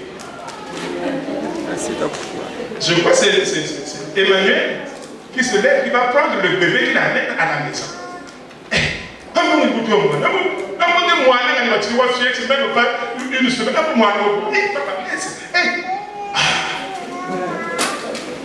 Le diable arrive pour venir voir l'enfant, dit où est l'enfant? Au pasteur, il ne veut pas. Moi, je dis que je suis au pasteur. Caleb, la maman de Caleb a fait le Saint. Caleb, à moins, je crois, de 2 mois, la maman prend une bourse, elle est à l'école, je ne sais pas de quoi au Cameroun. Caleb reste. Caleb, quand il a commencé à marcher à 4 pas, ça me dit ça, ne tu peux pas. Caleb a grandi dans ma maison. Pour ça, quand il dit, moi, ah, Biken, nous avons dit, nous avons dit, donc, dans mon album, j'ai des photos de Caleb qui m'ont fait c'est un petit coin, Caleb quoi, tout petit. Caleb, tu as mangé? Oui, tu as mangé quoi? Les haïtos avec les quoi? Avec les haïtos. Donc, quand nous voyons comme ça, je dis, oh, ça me fait de... C'est formidable. Dieu nous a donné une grande famille. Mais il faut savoir utiliser le temps. Les gens qui sont riches dans les 24 heures. Les gens qui t'appauvrit dans les 24 heures. Mais comment tu utilises ton temps? Et dans l'utilisation du temps, il faut que tu penses à Dieu. Tu as 2h40 minutes à consacrer à Dieu. Ça, c'est le minimum. C'est-à-dire la dîme du temps. Et le reste du temps, tu peux l'utiliser comme tu veux. Et vous mettez à profit ce que vous voulez, le Seigneur vous met. Les joueurs qui excellent, c'est ceux qui passent beaucoup plus d'heures dans le temps. Mais les autres, quand ils entraînement, tu là, ah, j'ai mal au pied, ça soit d'abord, ils s'entraînent 30 minutes les parties. Les autres sont là pendant 4 heures, 5 heures s'entraîner. Vous croyez que vous allez faire? Quand on était jeunes, nous tous, on a fait les varnes. On a fait les carats. Ne parlez pas. Bon, non, tu es là. Tu es là. Celui qui arrive là, il passe déjà. Chez nous là, pendant je ne sais combien de temps tu es là. Et vous connaissez le maître, mon maître au caractère. C'est le papa de la sœur Pichou, la femme du berger Moudourou de Ngango. Celui mon maître au caractère. Mais on est là. On passe. Dans les autres 2 jours là, déjà 3-4 jours, ils ont passé à notre prise. Et que oui, il y a un petit match. Tu passes le temps. Quand il y a un moi, qui bat la maman, qui bat moi. Mais un mois, on peut nous garder encore au visage. Mon cher, on promenait avec une soupe.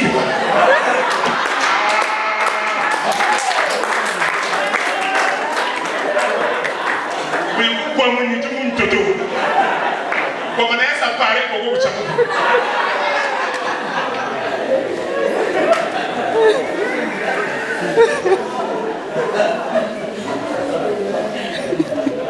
Vous comprenez? Je ne sais pas que vous êtes un peu comprendre. L'importance d'utiliser le temps. Ne fais pas la course. Oh, mais moi, non, je vais faire un matin. Moi, je suis à quoi? Mais tu peux pas te le bouquet d'abord.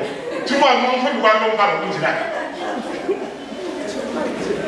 Tu perds du temps.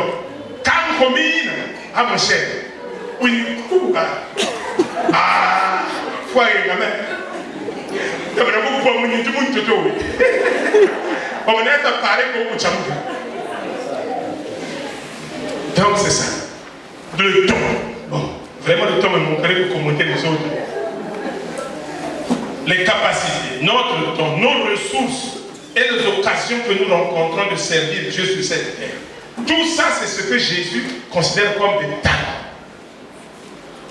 Le Seigneur donnera du temps pour expliquer le reste. Aujourd'hui, on a parlé des capacités et du temps. Passons du temps avec Dieu.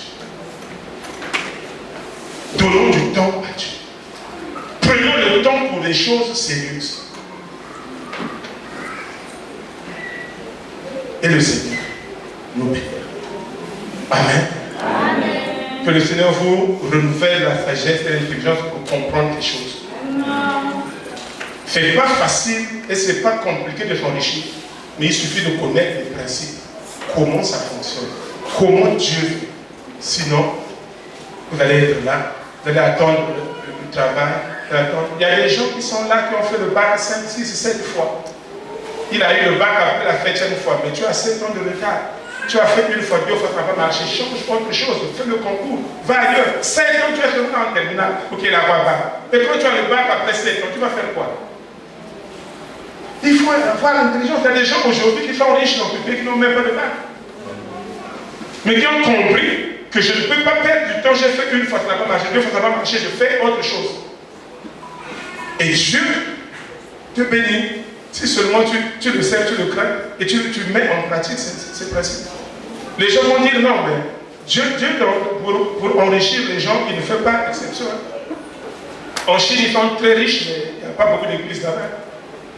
Et ils ne prient pas, mais ils sont très riches. Parce que les principes de Dieu sont. Les principes restent les mêmes, que ce soit chez les païens ou chez les chrétiens. Vous comprenez, non?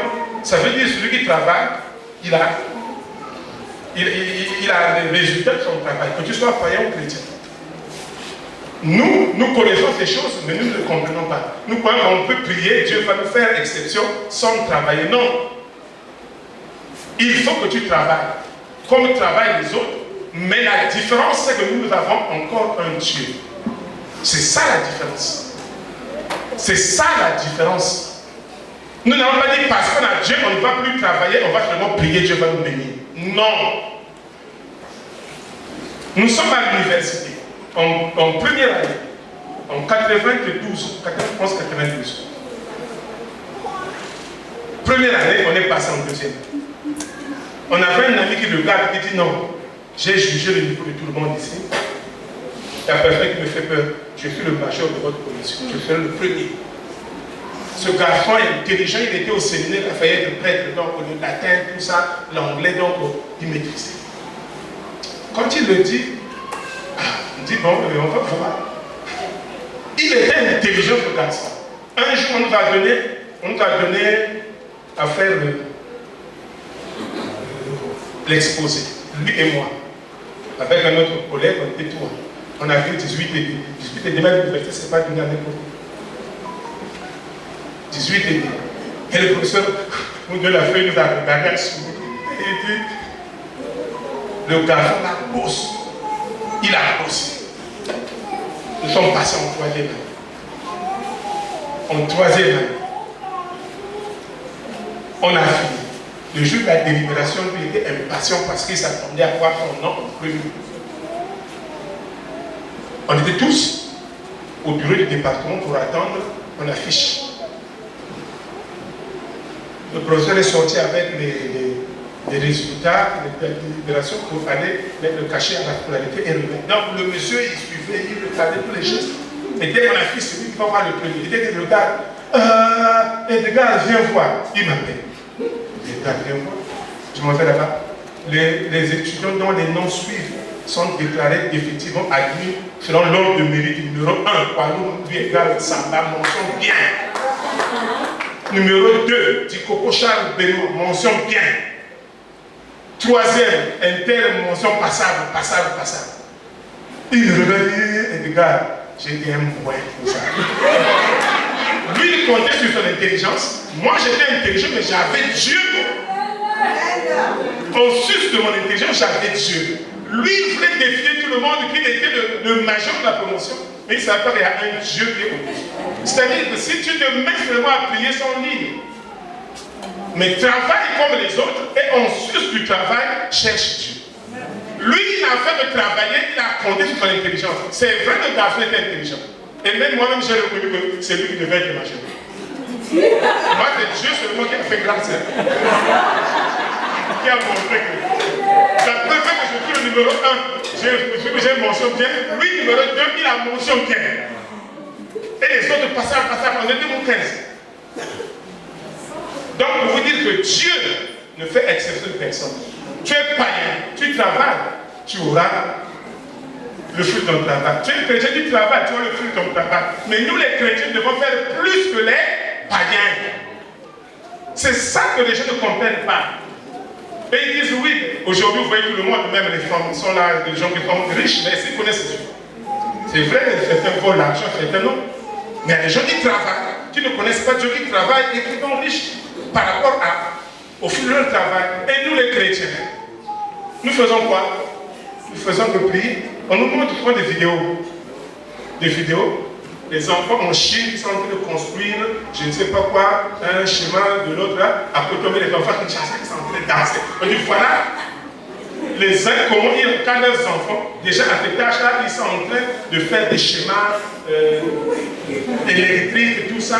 Demain, ils vont créer un poste radio, tout ça. Mais nous, les mêmes enfants, en Afrique, vous les voyez, ils sont en train de danser,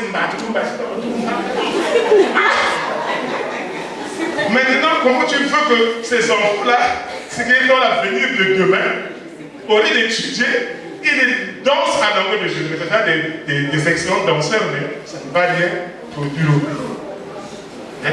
Les montres que nous avons là et les téléphones souvent au Japon, c'est ça les enfants de la maternelle, à l'école primaire, qui font leur TD, travaux dirigés par eux, qui viennent à la radio, parce que moi, je ne fais pas ça.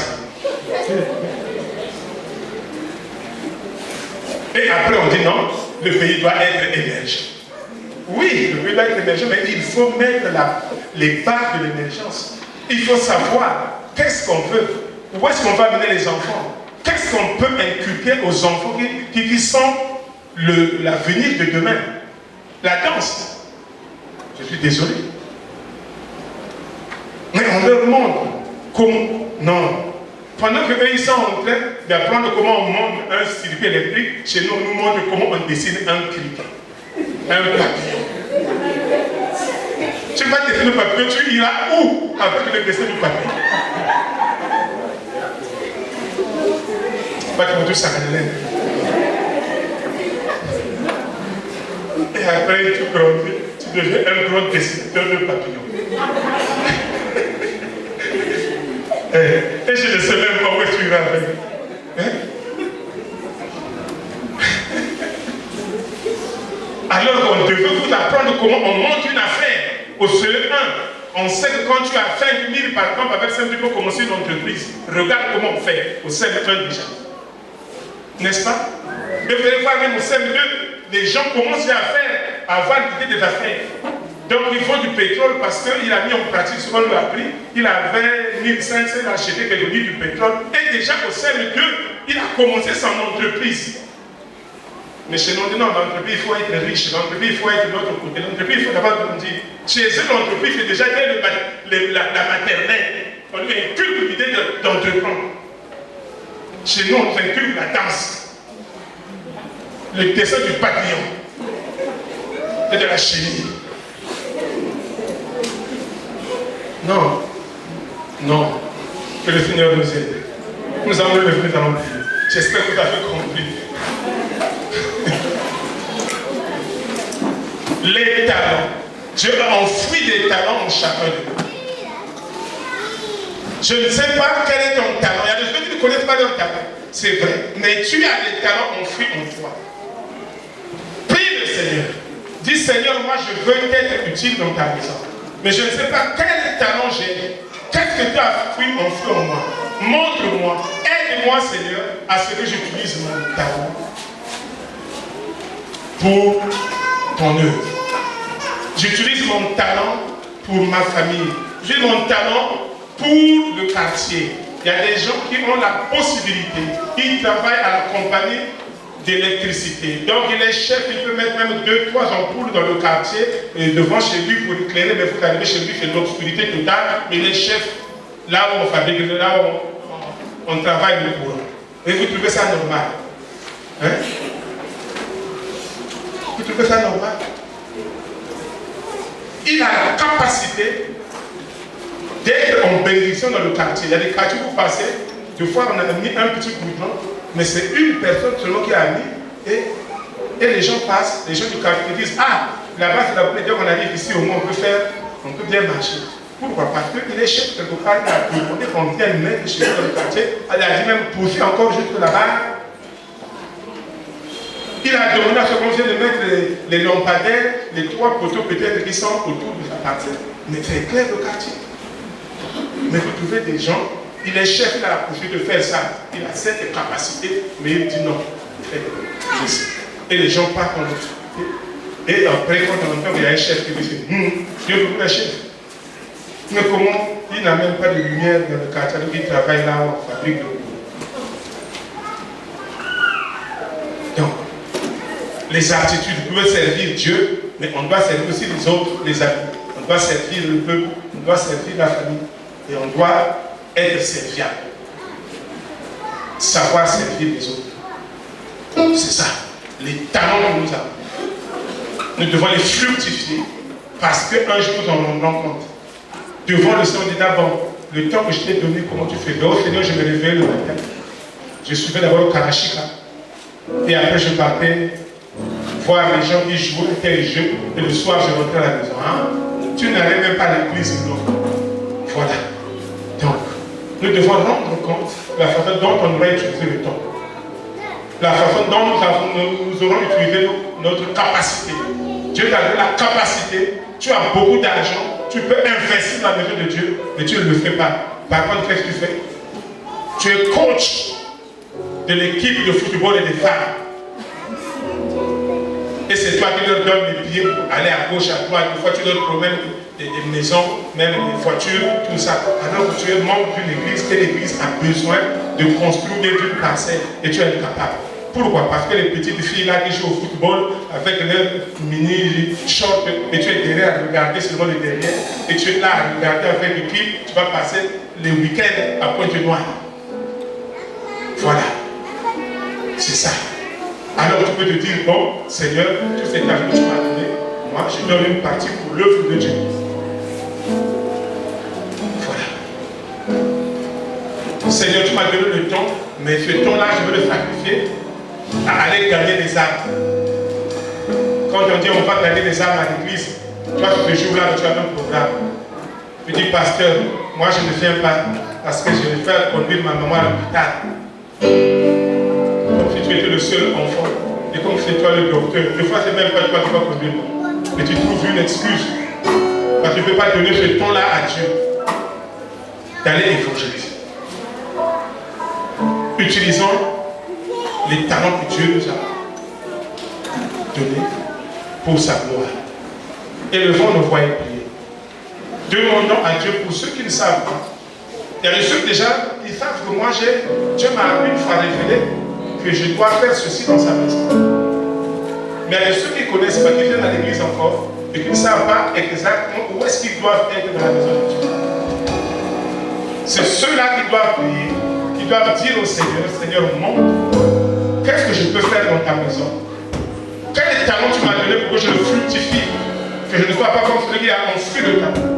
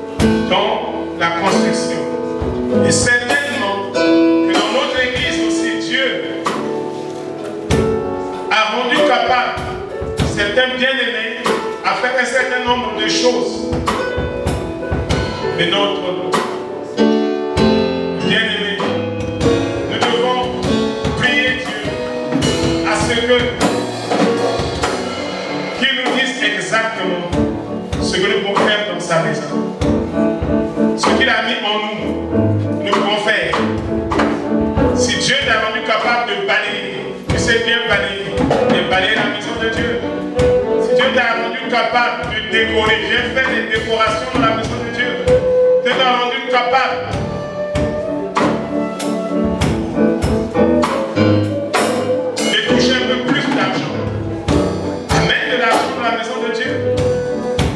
Si Dieu t'a rendu capable d'avoir une carrière, on vend la pierre, amène la pierre dans la maison de Dieu. Dieu t'a donné une briqueterie, amène les briques dans la maison de Dieu. Nous en avons besoin. Et Dieu sait pourquoi il t'a implanté dans cette église. Et Dieu savait que dans cette église, il y aura la construction. Mais toi, par rapport à tel domaine, par rapport à telle aptitude, tu peux faire ceci ou cela. Et c'est pour cela que Dieu t'a emmené dans cette église. Il a dit, je branlerai les trésors de nations et j'amènerai l'argent dans ma maison. Et il sait, l'argent de Dieu arrive dans la maison de Dieu au travers de ses enfants. Qu'est-ce que tu peux faire? Qu'est-ce que tu peux faire, Dieu? Prie le Seigneur maintenant. Élève ta voix. Prie le Seigneur. Le Seigneur parle. Le Seigneur convainc. Même s'il ne te parle pas maintenant, même à la maison, même la nuit, il peut te parler. Tu peux faire un songe que tu étais en train de planter le gazon à l'église. Tu dis, ah, voilà, donc moi mon travail, j'allais prendre soin de planter les fleurs à l'église, par exemple.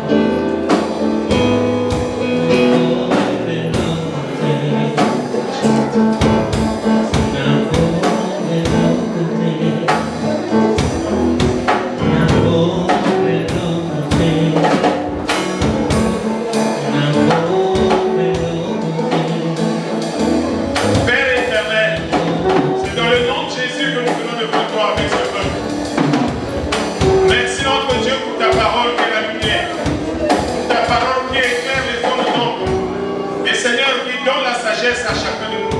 Tu as dit, le serviteur inutile, on le jette dehors, où il y a une ténèbre et le versement dedans.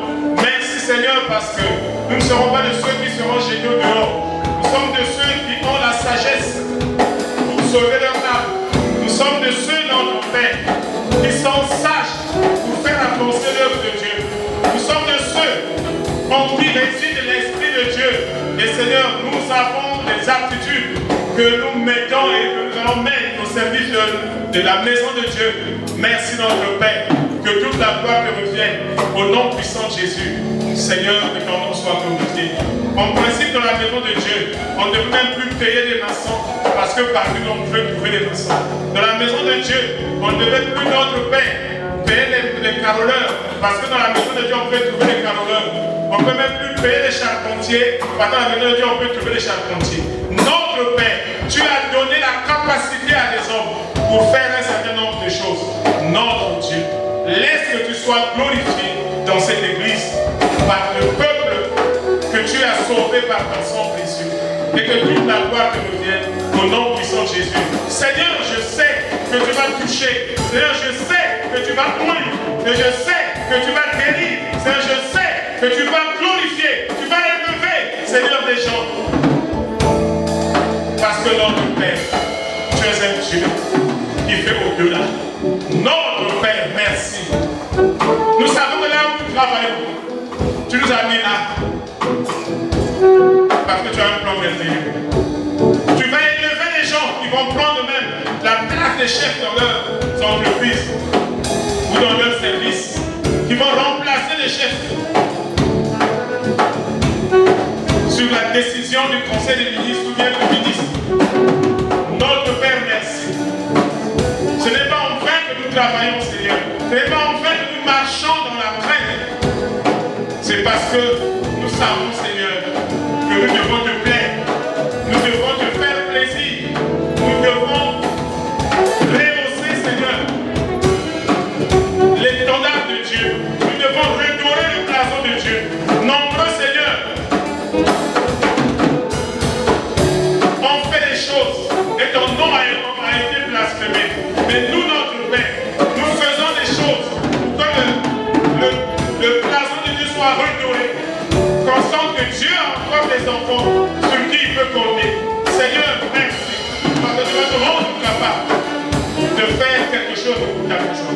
faire quelque chose dans ta maison. Notre Père, merci. Que toute la gloire te revienne. Au nom puissant de Jésus. On ne doit plus, Seigneur, te mettre là à dire qui peut servir Dieu à tel poste. Et nous voulons plutôt que les gens viennent nous voir pour dire moi, Dieu m'a convaincu que je peux le servir à tel poste. Et que toute la gloire revienne à toi, notre Père.